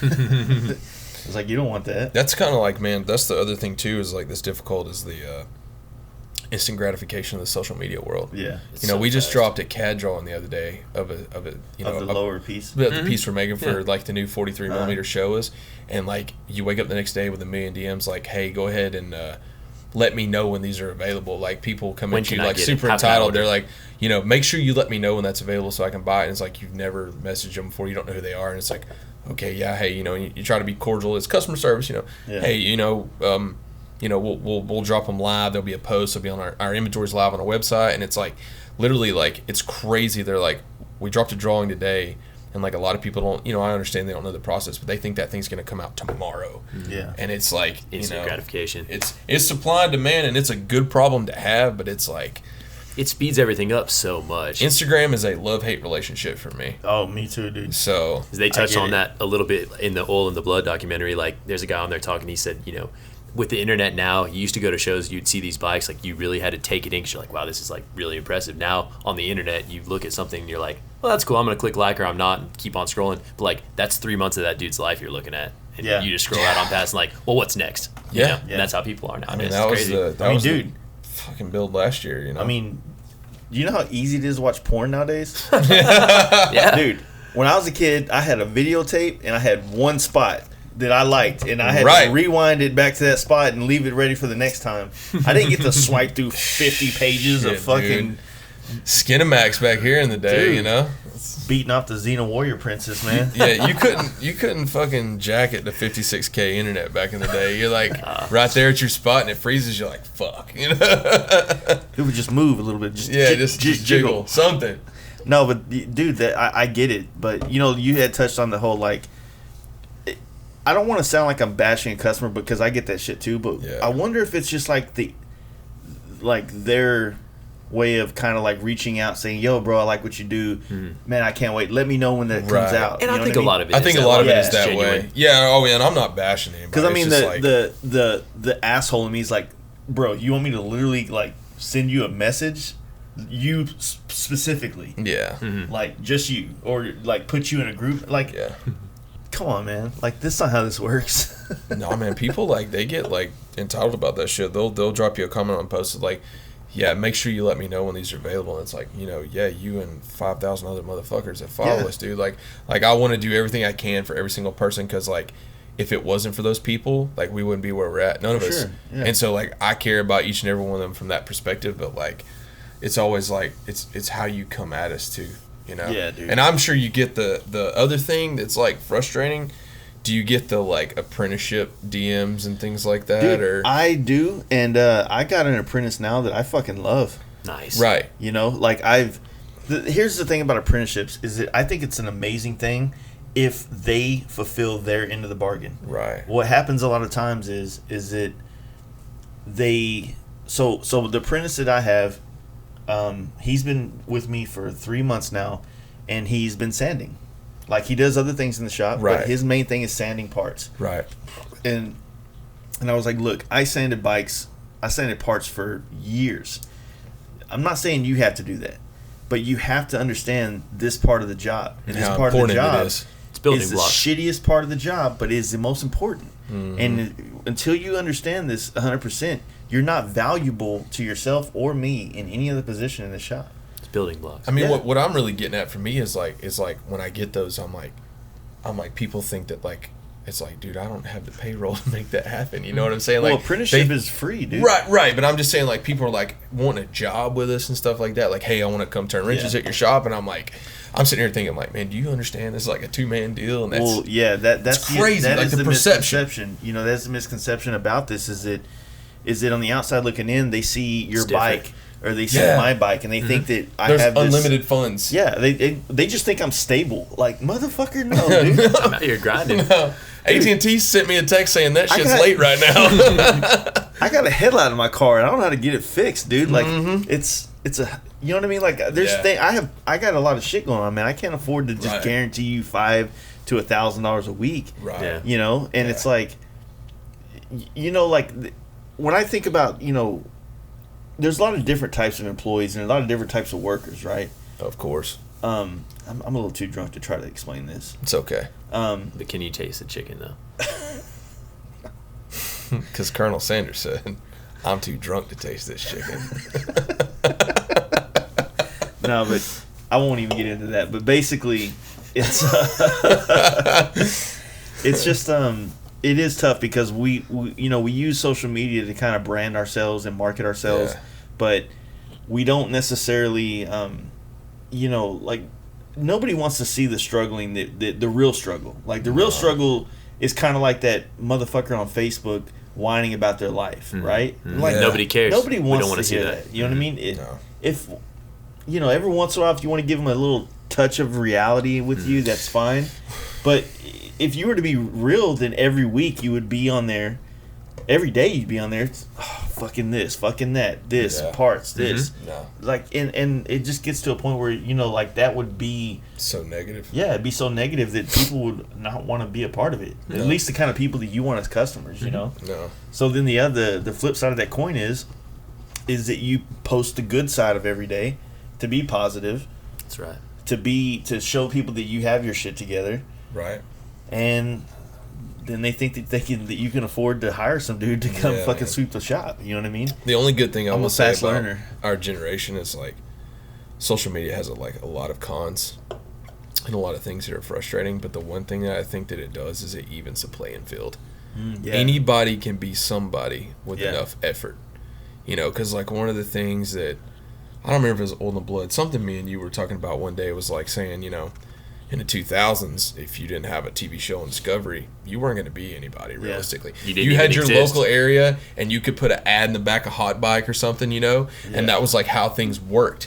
And now it's like, if you really, like, all these people that just got overlooked, because think about how many people in that generation that were probably badass bike builders that just got skipped over. They never had exposure. And never at came all. to fruition. You know what I mean? I got a great story for you on that note. So, Covington's Custom Cycles, you know who those guys are? I think so. They're pretty well known in the chopper world back in the day, and then they built a lot of badass baggers. They still to this day are like a shop that builds $100,000 bikes.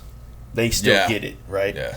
Well, there's a guy. So I go up there and I do paint jobs for him every once in a while. There's a guy in the back that works in the paint shop. Cool dude. He's a painter, but he's also built bikes over the years. Used to do all the Easy Rider events.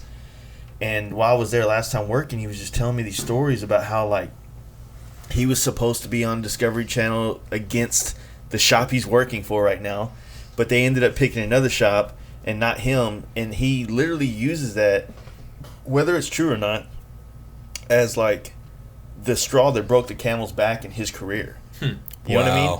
Like, man, if I would have just gotten that TV show, man, this would be my shop. That's his mentality, man. And it kind of gave me a big perspective on, like, doing this shit for a living for years and years, and starting and not getting to a point where you start looking at, man, if Mama Tried would have went through, that would have been our fucking break, man. It didn't happen, and then this happened, and Right. now we're done. And then you blame that shit for the rest of your life. Can't do it. You know? Yeah. Improvise, adapt, and overcome. Always. Keep it rolling. Everybody from, like, their thumbs has access to the entire world. Yeah. Anything you want to put out there, and you don't know who's going to see it. You know, that's the crazy thing. Yeah. Dude, I've cultivated a customer base that I'm pretty fucking I'm pretty proud of. You know what I mean? A lot of cool dudes that you know. A lot of these people turn out to be some of your best friends, though. Like, you would 100%, never think yeah. that's super cool that you can connect, you know? Yeah. So, that's the power of the internet. One of the good things it can do. Yeah, I mean, it allows you to find the people that are, like, your people. Mm-hmm. You know what I mean?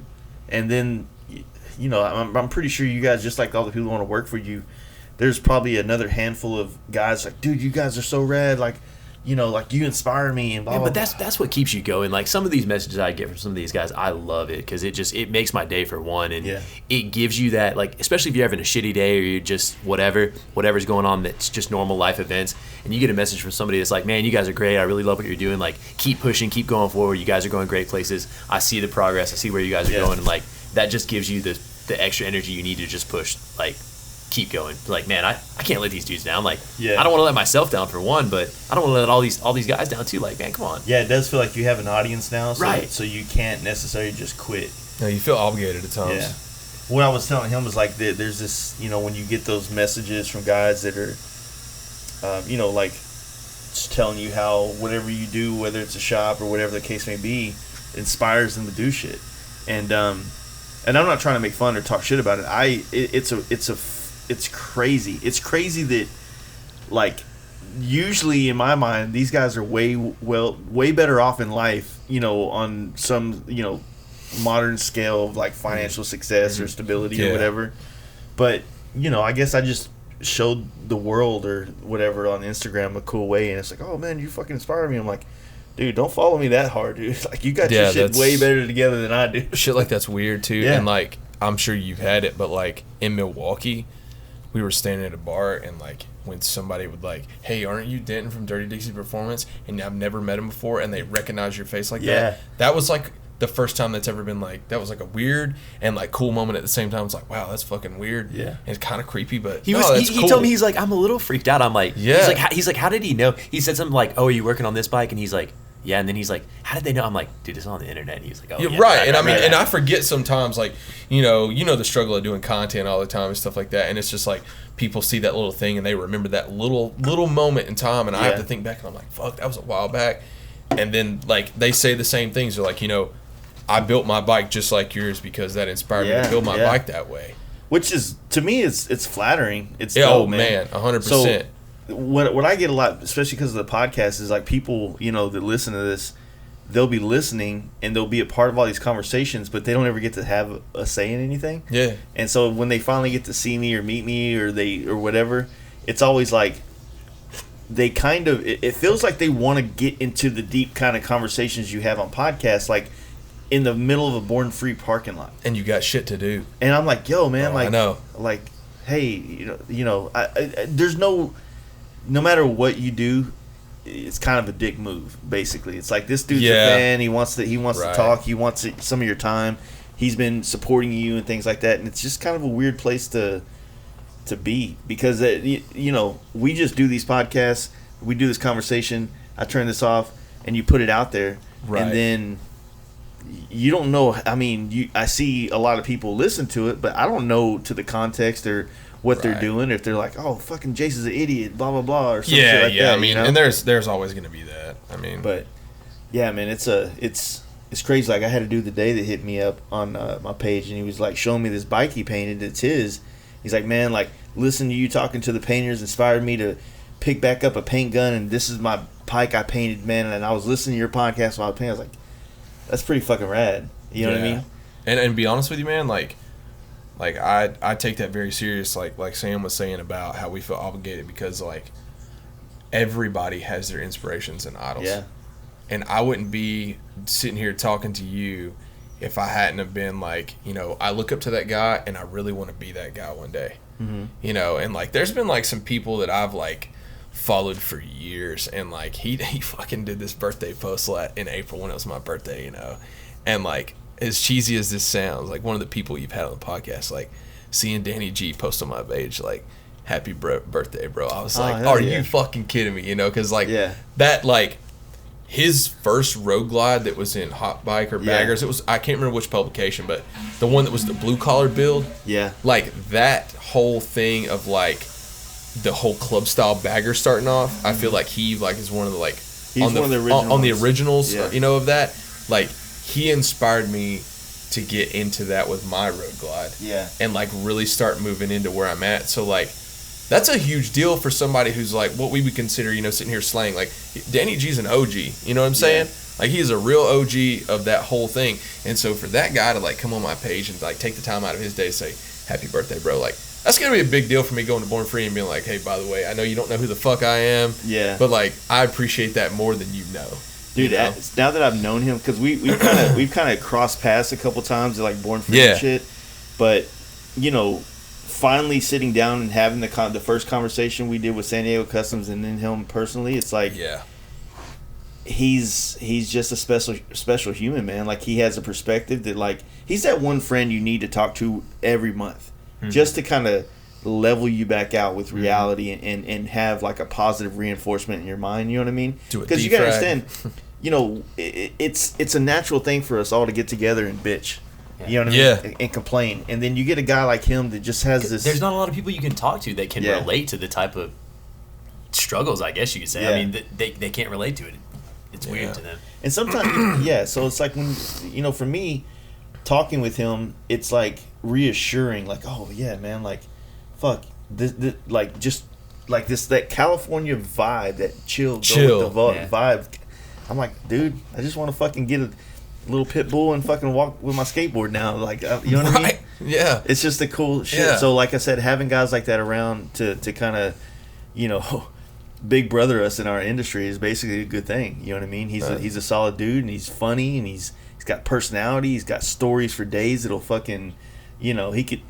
I'm telling you, in 10 years, there's going to be a Netflix documentary, and he's going to be fucking narrating it about all this crazy shit that took place between San Diego and fucking in Arizona one day. I know it's going to happen because it's some great stories, dude. It's just you can't put it all out there right now. I'll tell you what's crazy too, man. It's like, I'm sure you know, it's like just from when me and Sam started hanging out and doing stuff, like how far this whole Instagram Harley community has come in the past 5 years.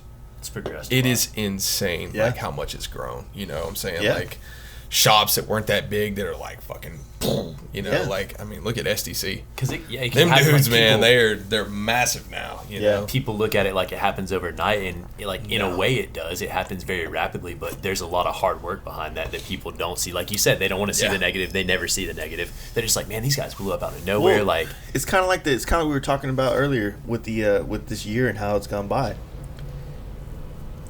What the fuck is that? For us, every day we go to work, we do our thing, we grind, we got our little post here and there, we're working on a bike. But for someone on the outside looking in, like they don't see every part of that. They just they're scrolling down a page. Oh, what's Dirty Dixie doing? Oh, fuck yeah, cool. Scroll the next one, and then like a week later they might see another one. They miss the whole 7 days of you waking up, the 24-hour cycles up and down. Like I can tell you straight up for that, man. Like, we had to deliver a bike one time. It was like the worst fucking thing in the world. Like, we ran out of gas twice. Yeah. which was like in the middle of nowhere, and then on the way back in the middle of Atlanta on Moreland, we blew the rear end out of my truck, and we're stuck there at 3 o'clock in the morning with, you know, nothing. Nobody to come get us, you know, nobody's awake, and ended up paying like a $600 tow bill, you know, like people don't see that. No, it's the universe trying to see if you're ready you to know, hustle or and not. it's like we're sitting there in the truck, and, you know, it's like, what are we going to do? Quit? Fuck no. We're going to, you know, man up, pull the pants up, and do this, you know what I'm saying? Like, hammer down. And like then the next day it's like, oh, here's the newest Olean's parts I just bought, you know, and that's like, oh, you know, Yeah, exactly. that's amazing, you know, and it's like, yeah, you don't know what we were doing last night. Usually the shitty end of a stick for us people in the industry is a financial blow, right? Yes. Oh yeah. Usually something goes wrong in the shop, goes wrong on the bike, goes wrong in your truck. Yeah. It always ends up becoming a financial burden to us, and those hurt the worst because it costs us money. Yeah. So when you're putting all that out there, it kind of sounds like you're, you know, GoFundMe kind of bullshit. Right. You know what I mean? Right. And you just don't want to come out with that vibe. It's like, I want to be able to tell the world, like, man, like, you know, my life sucks right now, but I don't need a pep talk. I just wanted to say my life sucks. I'm not gonna kill myself. Leave me alone. Just like this post and go away. You know I what think mean? a lot of people view like a lot of your big accounts and stuff like that as just like superhumans, like they never struggle. Like I think they get it in their mind that you're so high up on a pedestal that you don't have like the real life struggles that they have to. Yeah, you dude. know? Oh, 100%, man. Like, I mean, the crazy thing that I've noticed in stories I've heard is like some people, not so much people in the bike scene, but like chicks or people that like end up becoming famous because of their body or some shit like that. Yeah. The kind of people they become. Like, you know, my buddy, my apprentice actually, he used to live in Huntington Beach. He's in a really well-off spot in his life to be able to be an apprentice. But, you know, because he's really good at growing weed, and when it became legal, it was like he made some money. I'm not trying to put his business out there as legal. Right. It's a good talent to have anyway. But he would tell me, he's like, man, I'd be, you know, they were living in a beach house in Huntington Beach, and he's like, man, I go to the fucking cafe, and there's this chick there, and she goes, you guys probably recognize me. I have like 2 million followers. Holy shit. Like, that's how this bitch is starting out her conversation as a waitress. Get over Bro, yourself. you got 2 million followers, and you're sitting here fucking taking my order, dude? Something's wrong. What the fuck? But like, what is that supposed to mean? Like, Yeah, what is it supposed to mean? You know what I mean? And so, like, but think about it though, like, it's a weird thing to have in your head. Like, if you had 2 million followers, if you had that, I mean, that is a weird. I mean, we know how the algorithms work. It's like, let's just say I got 100,000 people that are gonna see this post when I put it out there. Right. That's fucking weird, dude. That's weird. Yeah. And out of those 100,000 people, probably 20 to 30,000 of them are like, you're a god to them, right? That's where it gets weird. Like we got, you know, maybe we got like 100 people that are like, dude, you're the best, you know, and that's cool. It's still weird, you know. It's just the numbers get like Bezos wild, dude. It just gets weird, man. You can't focus on it. It doesn't matter. I try not to Sometimes focus. it's strange too, like in the beginning for us, like when things were starting to really gain traction as far as social media. Like, you know what it's like when you have like the business Instagram. You can see everybody that viewed the story or whatnot, even if you don't follow them, and it's like you see some of these big names, you're like, holy fuck, you know, they're looking at my shit. Like, it's just weird, you know? Like, it's just strange. And it's you know, man, I you know, every day, like, I find a new painter that's doing something badass. I'm like, fuck, let me follow this dude. This dude's doing rad shit. And I never, you know, what happens with painters a lot is they suck at doing Instagram. Yes. Yeah. You know, put like a lot of people suck at Instagram. True. You know, but the job of Instagram, a job of social media, is to learn how to take pictures, is to learn how to write things that are engaging. And it's dynamic. Yeah. You have to do that shit. It's the new job that has become part of being a builder in this industry now. You know, like, fortunately you have a partner to help out with that shit, and you can bounce ideas and have two different perspectives, which is also nice to have on everything. And I'm not gonna lie, it's hard to, like, when you're trying to like bang out a bike, and then put all the content to, you gotta stop, do this, stop, put content up, stop, take a picture, stop, take it to a story, and it's like, you know, how much time have you wasted doing that? But it's like, it's a necessary evil. Like, if you want to survive, like, you know, this is the new Yellow Pages, like, stuff what we're doing right here, you know? Yeah, I mean, and think about it. It's like the best thing in the world. I mean, when we were growing up and we had to figure out, like, you know, I vaguely remember using Yellow Pages, but, you know, when you had to, like, you saw a fucking square. Mm-hmm. In Black the thing. and white. Like, there was nothing about your square versus the other plumber next to it that made me was like, maybe you paid for a bigger square, you know? Yeah. Like, you started your name with an A. So and now their business is built off building you a page as a plumber. That's an old school Google ad. Yes, sir. Yes, sir. Yeah, now there's, you know, like I said, kids don't know anything about that. Affordable. Yes, sir. Kids don't know anything about that nowadays. No, they don't. No. What's going to be our name? Something with an A or A1. You know? Does that play into the Instagram algorithm? Who knows how that works? Because you always get the copy and repost this if you think Instagram's algorithm has changed. I'm like, fuck that. I'm not doing that shit. But now it's like businesses that exist to like make you be that when you don't have that skill. They're like, here's drone footage of this plumber's truck, you know? So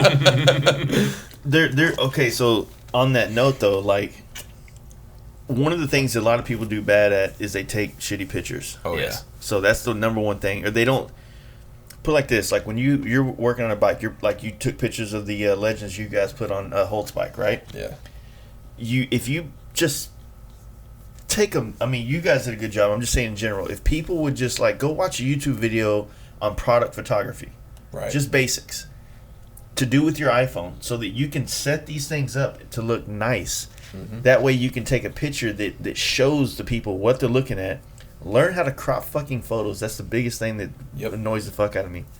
But like, so in my town, I have some older guys that have been there forever, and they haven't quite transitioned into the Instagram market or the like they're on Facebook, but Facebook is kind of a different crowd, a different thing. Not that it's not gonna work as well, but it's kind of dead for our industry. It is, at least for the growing younger part of our Harley industry. So Instagram is about the visual representation of everything you're doing. Mm-hmm. So someone like that shop, if I was to start a business, so I've already thought about this. Right. That's why I'm doing this. You don't say. To come into your shop and to find tons and tons of things that are interesting from my perspective, take pictures of it, take pictures of you, take pictures of all the shit, give you quality photos to brand with, show you how to use Instagram properly, or at least like a hands-on, like I'm going to show you how to crop these photos to put it out there. I'm going to show you what hashtags do, how it works. And I think when people use hashtags, they start to follow more hashtags than people. Mm-hmm. So me, like that's what I follow hashtags now more than people, because I see this. I can kind of flood my timeline with more shit that I want to see versus your food or your political views and all that other shit. You know what I mean? Or some meme I've seen 8 times a day. Exactly. Okay, another fucking dynamite. Yeah. I got it.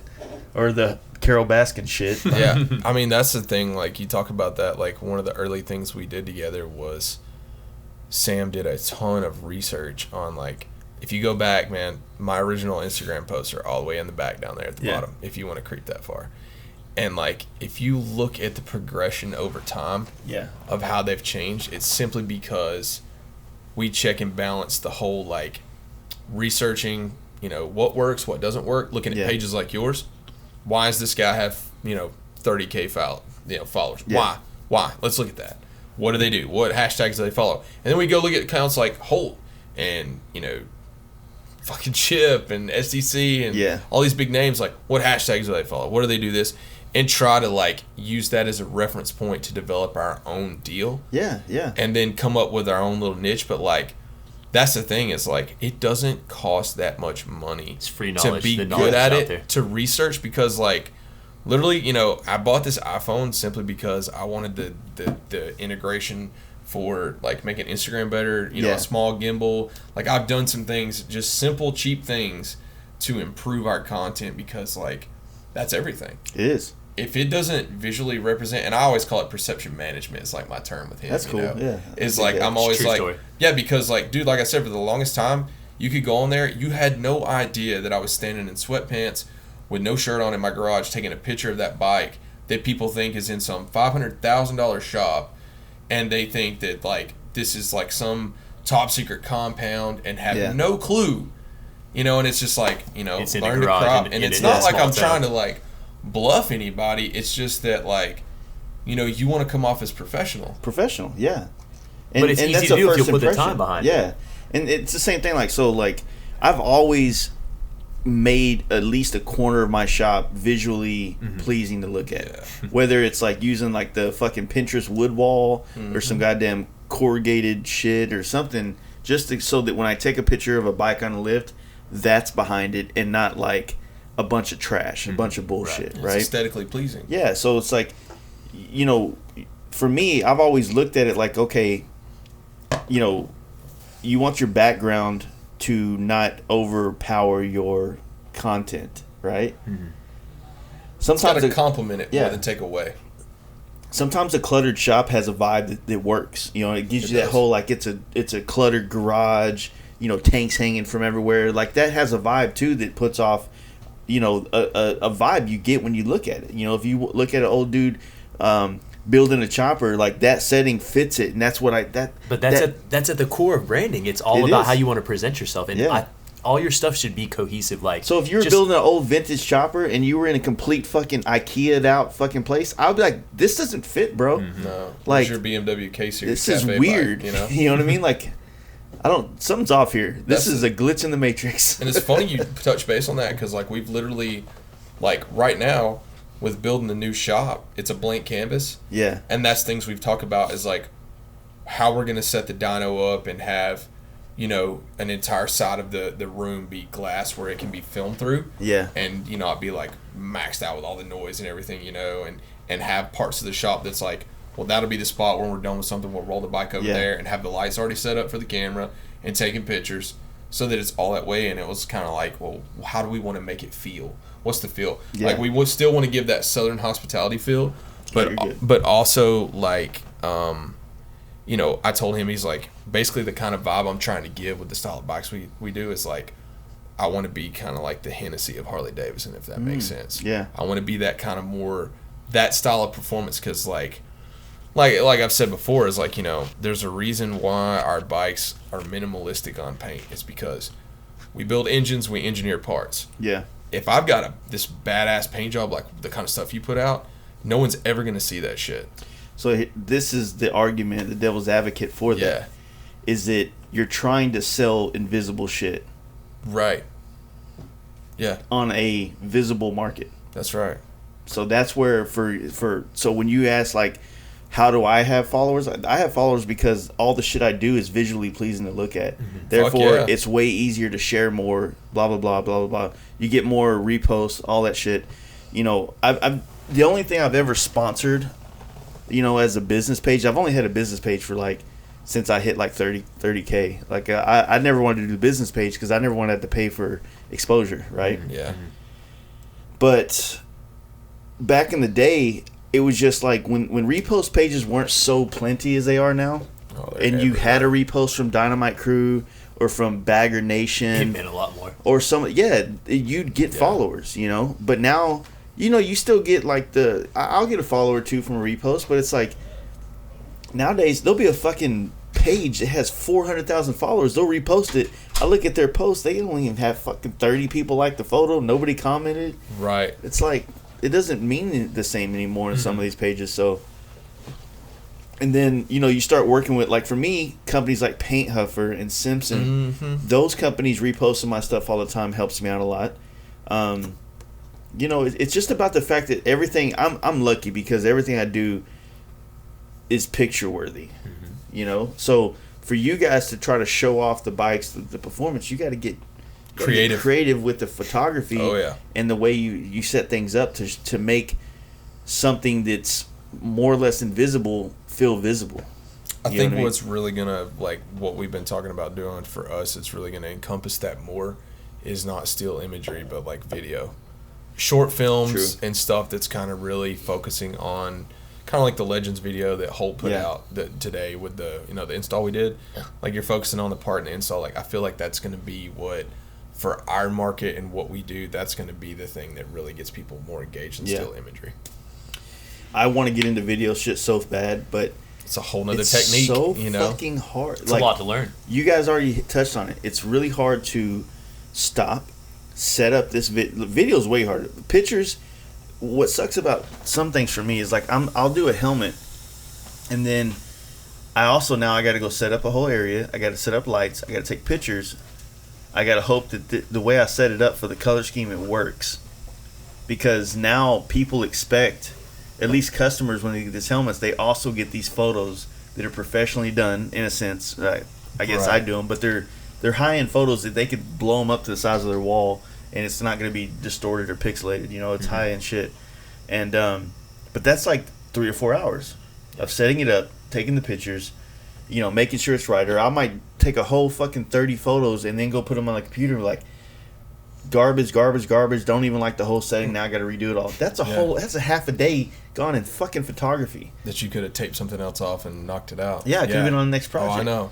Or now if you, for me at least, if I wanted to start doing video. I wanted to do this trip. I wanted to start this. I've been wanting to start a vlog forever, right? And I have all the equipment to do it. I just don't have I'm not at a point where I want to stop what I'm doing to talk to a camera. To dedicate your time to that. Yeah, it's like right. And I struggle with this, and it's kind of like my excuse. It's like when I'm in the moment, when something's happening, I don't want to fuck it up by pulling out a camera and being like, "Hey guys, it's your boy." Yeah. You know what I mean? It just doesn't. Chase here again. Yeah. Yeah, I know. It feels fabricated. You know what I mean? And it's like, and I've talked, you know, like guys like Adam Sandoval, and I want to have more YouTubers on because I really want to understand, like, tap in their world. Yeah, I want to talk to them more to kind of understand it. So maybe I'm just missing it something. You know what I mean? Yeah. Because I don't want to call them fake. You know what I mean? No, absolutely not. But every time I look at how am I going to pull this off, I feel fake doing it. But I think a lot of it is like we talked about that today. It's funny, you know, as I don't want to say artist, but like you're putting creative content out there. You're putting a form of yourself out there. A lot of time we tend to judge ourselves a little bit harder. Oh well, this sucks. I don't really. But meanwhile, everybody else out there is like, oh, it's awesome, best thing I've seen today. Yeah. And you think to yourself, oh, this kind of sucks. It's not that great. So, for some of us, and I don't know if you guys think like this, but I feel like I paint helmets to please other painters. You know what I mean? Yeah. I you know, not to sound like a dick or anything, but it's really not hard to please customers because a lot of their expectations are pretty easy to overcome. Mm-hmm. But they'll like the initial pictures, they'll like the helmet, but once they go ride with it, or once everybody's resharing their shit because now it's on their page and they get all this love. Like when we painted my buddy Larry's bike, this Fat Bob that's black and orange. Mm-hmm. This dude's like, he hit me up, goes, dude, man, like all this attention on Instagram, it feels good. Mm-hmm. You know what I mean? Like he dug that, and I mean, it's cool. It's a weird extra thing that comes with now getting a paint job from us. Yeah, you know, it carries that clout with it. Yeah, it means something. It's kind of, you know, and the same thing. If it was Schultz, the same way. If you get a paint job from Schultz, you know, I want a piece from Schultz just to be able to say like, yeah, fucking Schultz painted this. It's mine. You know what I mean? Like it feels cool to have shit like that. I don't know where we were going with that, but I had a point there somewhere. It'll come back around. Yeah, whatever. It always does. I feel like it was like a, you know, it's like a, you don't realize like what you're doing it for sometimes. Yeah. Like you kind of like, well, I'm trying to be creative and this, that, and the other, and I want to do my own thing and not really give a fuck what anybody else thinks, but at the same time I do. Yeah. Oh, I was trying to say was like I paint to please the other people in my industry. Mm-hmm. Yeah. Because I want those guys to give a damn. To regard me as a high end guy. Well, hell, you talked about that with the FXLRT though, about building not necessarily what you would build for yourself, but you know, for the perception of the company and where we wanted to go as a company. Dude, and it was branding so wise. hard. It's so hard. Like being the new guy was like, there's everything has been done. Yeah, and it's so hard to find like your niche. Like, what am I gonna do? And it's like, well, you know what? I'm going to build the shit that I want to build, that I wish Harley would build, and I'm going to put it out there and be like, this is what I think would be cool. Yeah. And then someone else is like, that's fucking rad. And then it just multiplies and multiplies and multiplies. Well, it's kind of like one of those things. So, like, sometimes, you know, like, think about the chopper scene. Like, people started building rad choppers, not the vintage, but the old, you know, billet choppers. It caught on, and then it got louder and louder and louder. and then somewhere in that a basic one, not saying basic as a talking shit, just right. basic as in it's not a loud painted bike, it's not crazy. All of a sudden that was refreshing, and that's probably in all this panel paint and all this flashy shit. Because I've been talking about this for a while, that so many people like original FXR graphic scheme paint jobs. Yes, it's timeless. It's timeless, right? Yeah. And so when you're seeing some of the more modern bikes have those paint jobs, it's like, this feels right. This feels cool, and people dig it because it's iconic. Yeah, and so like I said, with all these colorful ass bikes, those might be colorful as well, but it's like more of a factory vibe, and that's refreshing because it's not, it's not this helmet, it's not the craziness. You know what I mean? So it's like you brought in another flavor that was kind of like, oh yeah, there's also this. It shakes you up because it's different. Dude, I'm so excited to release the paint job on our bike this year. Like, it's not over the top, but I think people are going to get it. Like, because like we're trying to like retrospectively build on like now you have the FXLR, you got the S, and those are like your main like two bikes. And like back in the day, you had the FXD, the Super Glide Sport, and the T Sport was kind of like your top tier model. Yeah. So we're trying to play on like the models that we have here. Yeah. The T Sport that we're building, the 2020 T Sport, we're trying to make that like the next model and still encompass the styling of the paint that Harley's come out with. Yeah. And play on that. Because, I mean, obviously we're painting a factory color. We're painting the entire bike's billiard red. So, like, we want it to look like it came from the factory and still be, like, rad, I guess you can say. What do you think? Have you ever thought about, like, maybe doing these bikes but then making it to where it's almost like a kit that someone can come to you and get the for sure. FXRT kit from you guys? Sure. I mean, because what the thing is like, when I build these, I've documented everything. Where the parts came from, what I used, what it cost. That way you can kind of streamline you can streamline the process. And, like, the thing with this one is, like I said earlier in the podcast, was, like, everything I'm doing this year that's custom for the bike is available to the customer from us. I mean, we're making a set of 13 spokes, CNC'd, that are in the Softail sizes. So, literally, they will bolt to the bike. Hopefully an 18-inch rear wheel. No. Come on, bro. Man. You got to keep it realistic. 18-inch rear wheel is where it's at, dude. Yeah, but the thing is like, would it come from the factory that way? Oh, yeah, I'm trying to play on that. I can get on vibe with some of that, but I know. Actually, most of all the touring models come with 18-inch rear wheels now. Right, they do. So yeah, they do. But we're just like, you go buy the new Softail, it's set up on that 16 with the 180, and like that's how it's going to be. That's not to say that. I mean, it's a CNC. Somebody wants to come in there and get an 18. I mean, fuck, we'll make it happen. Yeah. It's not that big of a deal, but it's just like, that's the thing. Is like, I mean, the calipers we posted up the other day. I like repurposing parts. They're from the live wire. So to be a devil's advocate on that, you're actually building what Harley should have done. Yeah. Therefore, they should put 18 on the fucking back. Right. Yeah. I mean, I get it. Yeah. But the thing is like the whole battle between that is kind of like this. Like, when we built the FXLRT, everything about the bike was super modern, but at the same time, look, FXRs had 9 spokes. Yeah. Well, the new FXLR had 9 spokes, a little bit modernized. The only thing on that bike that was really throwback was the fairing, because nothing exists that's cool now. Yeah. I mean, the Sport Glide that they dubbed the Sport Glide was a cut down Batwing. Yeah. Now, back in the day, the Sport Glide was like a rad bike, which most people took the bags and shit and threw them in the garbage. But now that's an icon. That's a legend bike. You got one of those that's OG, you're somebody. Yeah. And these young kids are like, holy shit. So now we've got this repop fairing on it, but we took like the clamshells and we built that. Tried to encompass, because I'll have to show you the dash when we're done. Like, I don't know if you ever saw that thing, but it literally, what we did was took an FXR dash where the fuel gauge is, and copied that and just doubled it, so it has like the little bevel underneath and everything. The tilt. Because we wanted it to look like an FXR, man. Like, that's cool. And that's the thing. But at the same time, it's like what you're talking about with the 18. It's like, when I build these, yes, I want it to look like it came from the factory and be modern, but I still want to pay homage to a time when things like that were not popular then are legendary now. Because what's cool is, like, he's talking about the dash. When guys get it, like, for instance, Danny Wilson came up to him at the show and he's like, I like the dash. He's like, that's like FXR stuff right there. He's like, Yes, thank you. Yes, like you get it. You get where the styling cues came from. Yeah. You see that visual representation in today's times, and it's kind of cool. Yeah.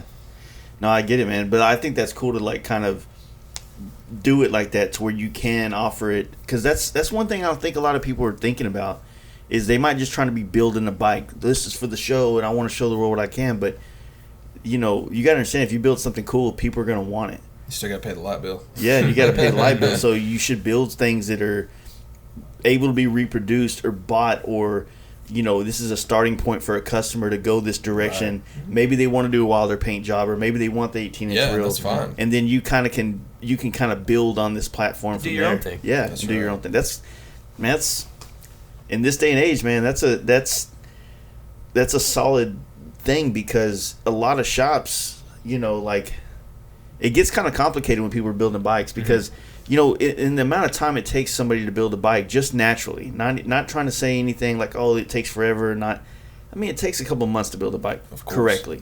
Waiting on parts, getting things in, funding for it. I mean, the other misconception I think a lot of people have on the outside is that they think that because their bike's in your shop that you are 100% of the time working on it, and that's not feasible. No.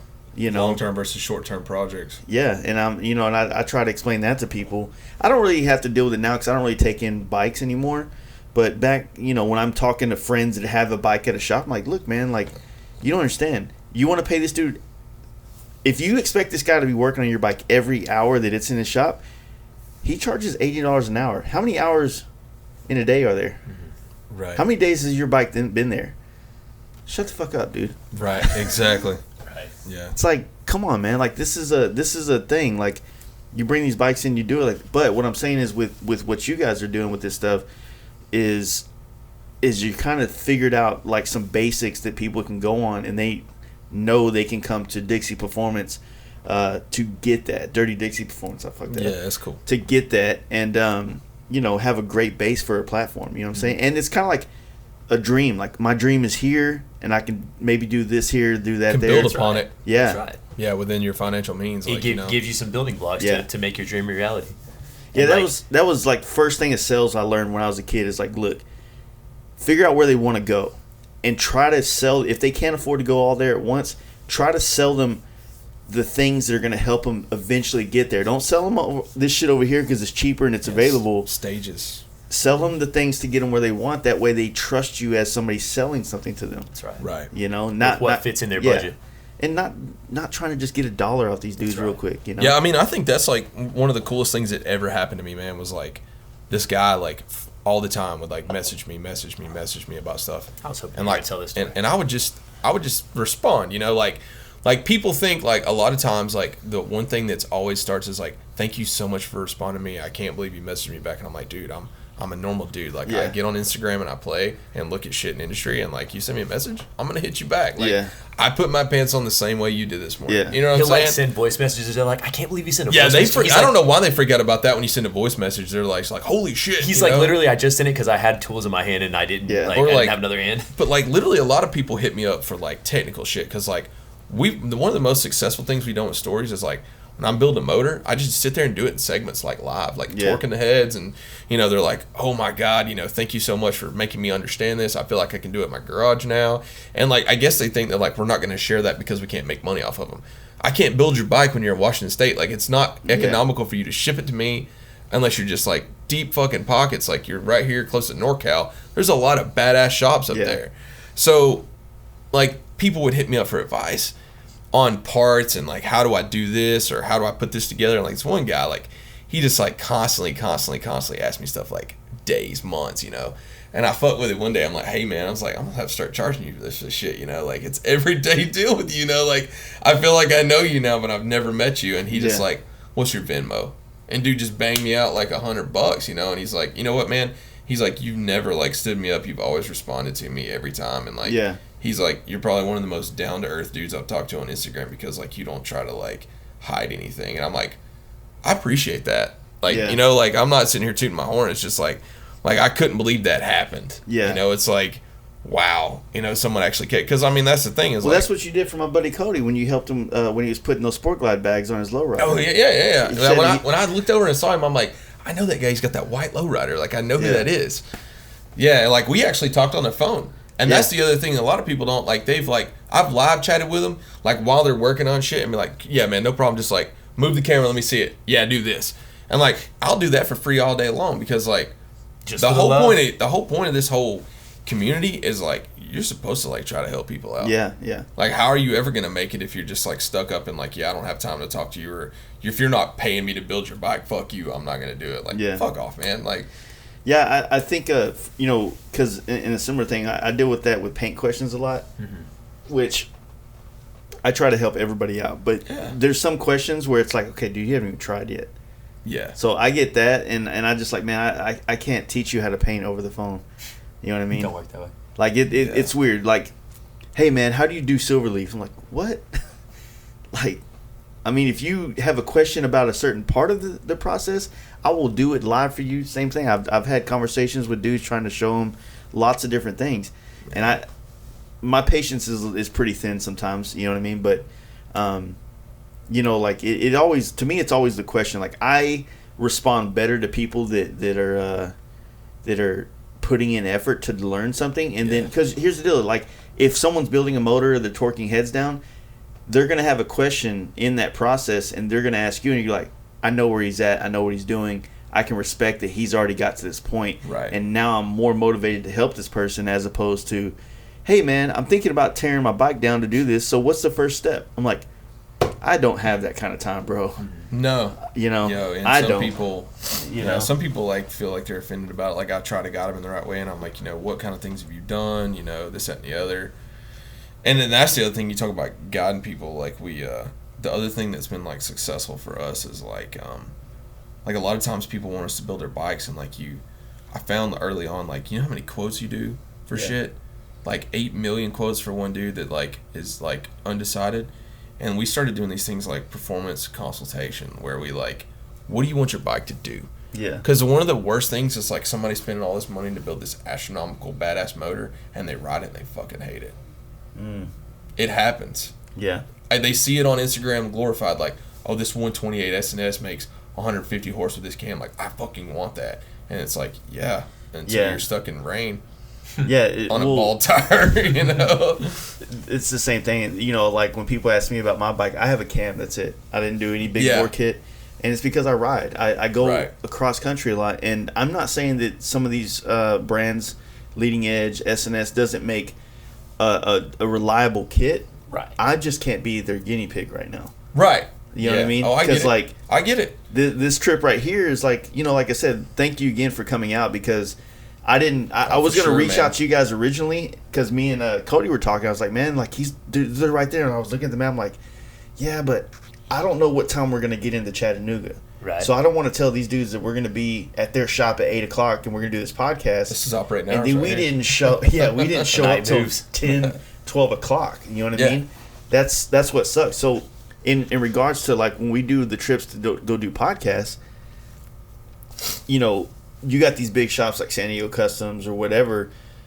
It's like I have to be there at this time that they're giving me out of their busy ass life to do this conversation. So I can't be 2 hours late. I can't be, I can't cancel this whole trip. Now all my listeners are like, oh man, the fuck, dude? Like, we, all this support from all these places, and you can't be broke down. Yeah, you know.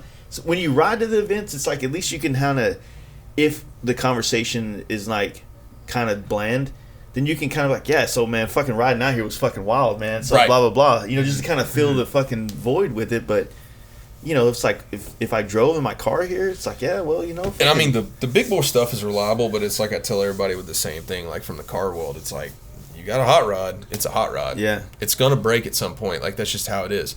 You're overstressing components, and they're built to handle it, but everything fails. Mm-hmm. And the harder you push something mechanically, it's gonna find the next weak spot that you didn't upgrade. Yeah. It's just part of the nature of the beast.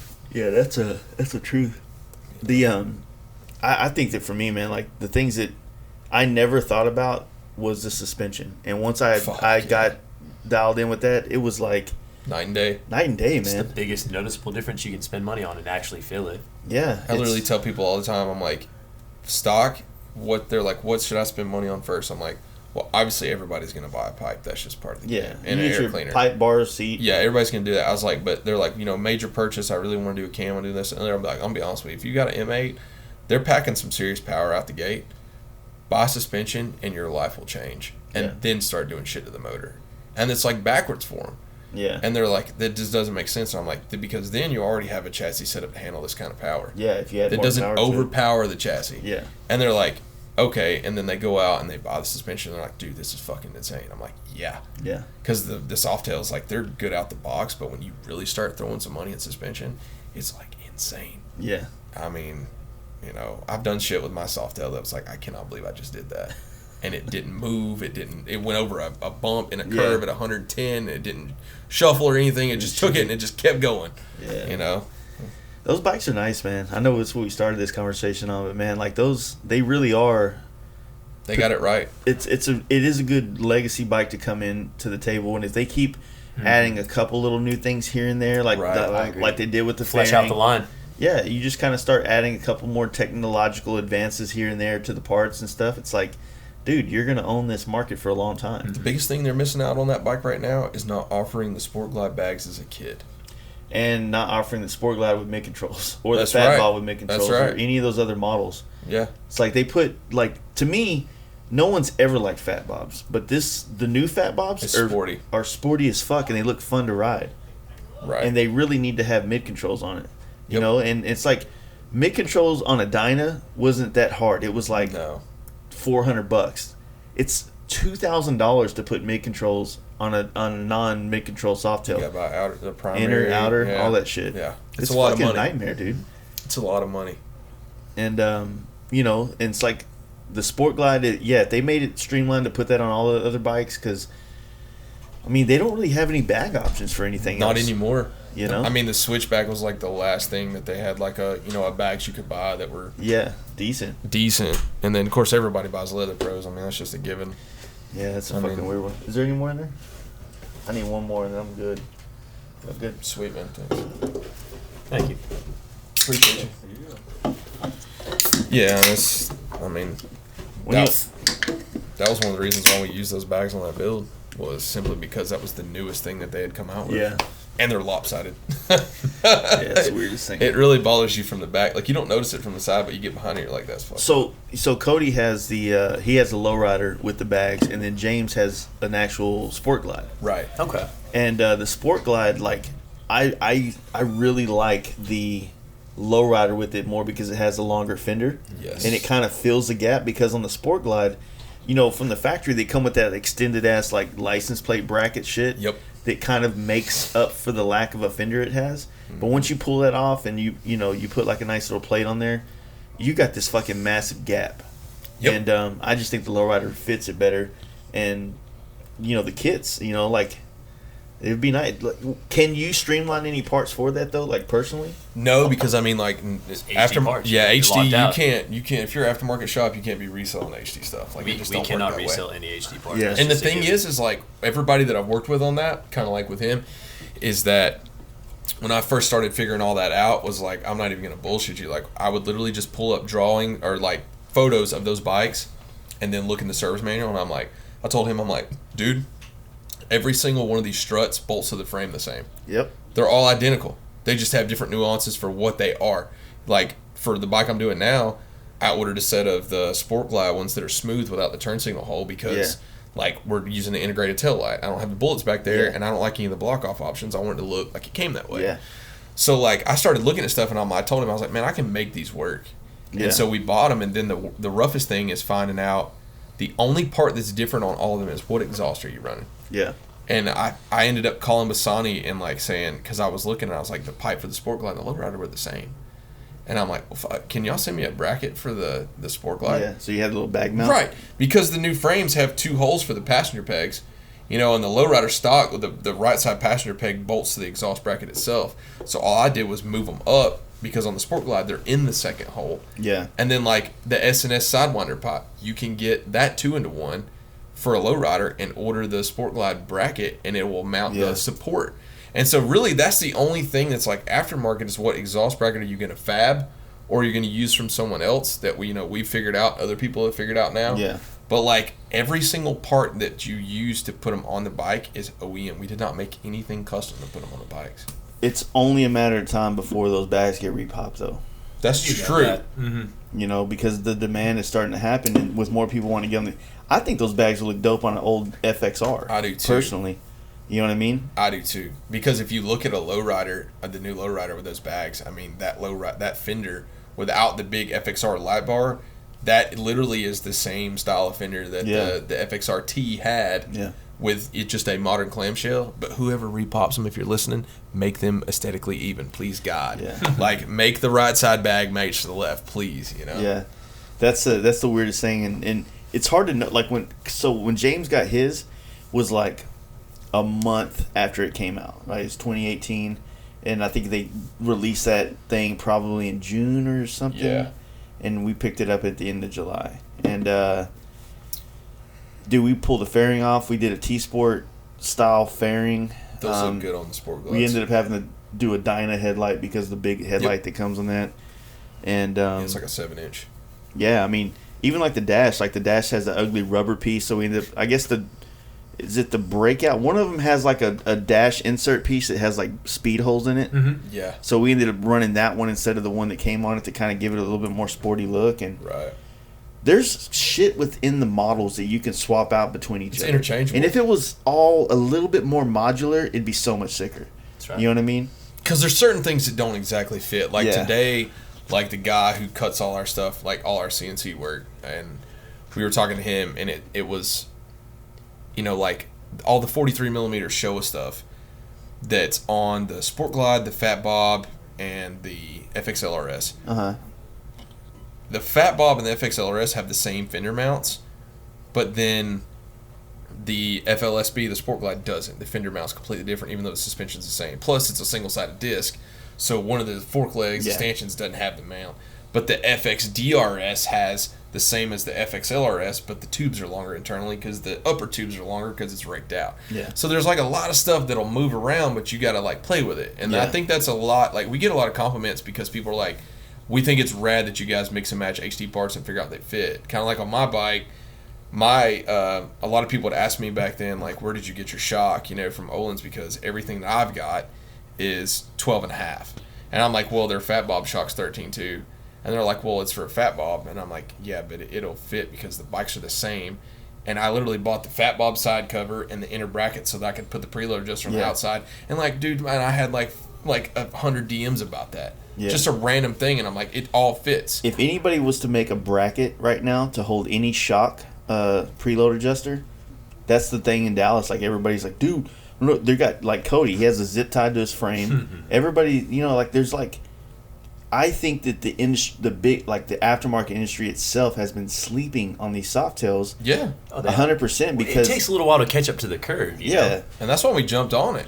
Yeah, because like, you know, that was the only thing to like stand out. Yeah. Because like, you know, kind of like, I'll put it to you this way: when I hit him with like, when we come back from VTV last year, it's like, okay, year one happened, it was really successful, like way more than expected.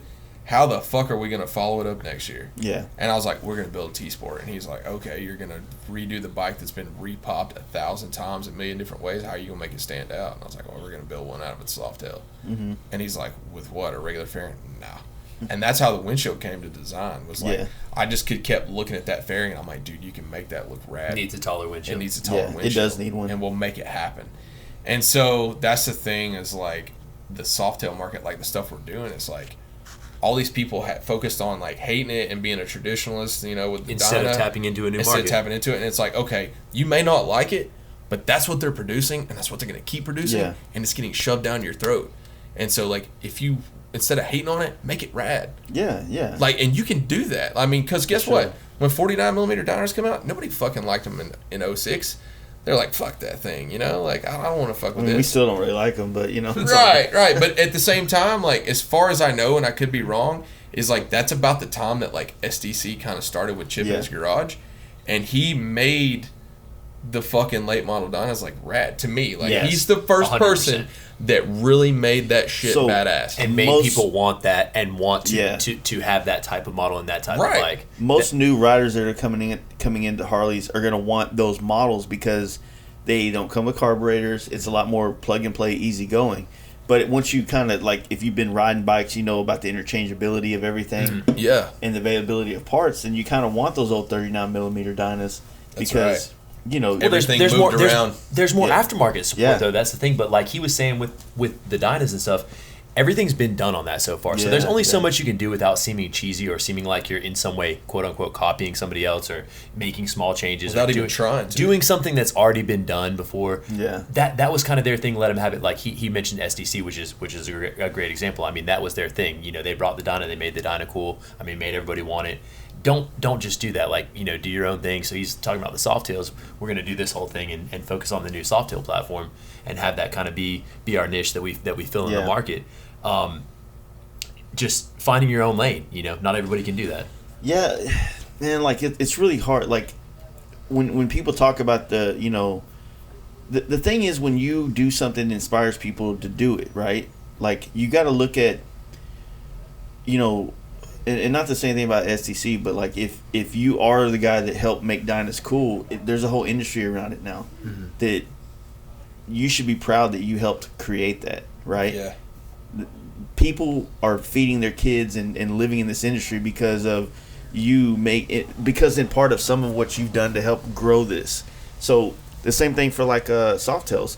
Eventually, it's going to become a thing. We've had a strong Softail market in Texas for a while, but we're starting to see more and more people building these Softails, you know, this side of the Rockies, right? Yeah. And you guys are doing your part to help make it fucking badass as well. Eventually, sorry, these fucking ultras. No, you're good, man. Eventually, you know, just like you'll be able to say, like, you know, we were some of the people in the ground level with these bikes, tried to help get them off the ground, you know, and then some other shop from wherever, you know, in 2 years is gonna come out and have this fucking banging ass idea, and all of a sudden now they're the hot shit, right? But it all branches off. Cool. It all helps the collective to move forward as a whole. If you keep that mentality of like, hell yeah, it's just fucking everybody trying to grow this shit, it's all gonna benefit us all on the long run. Why do I think, you know, why do you think we kind of touch base on like we're hot on the trail? Like, I don't know if there's anybody as eager as us chomping at the bit to get one of the new water cooled bikes. No. Yeah. Because like I literally just want to get it and tear it down and fucking start developing shit for it, because like I feel like there's going to be a lot. You think the M8 has power potential, you start throwing things like liquid cooling in, you can really throw some spark at something now. Yeah. Because, you know,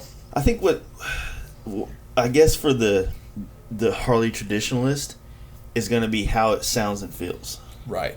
You know, if it which is going to be hard to have that Harley thump, you know what I mean, when it's with the water cooled motor. Like Some people didn't like that about the M8. You had to cam it to get the thump that they wanted, you know, and they were like, well, I cranked this thing up, it doesn't shake.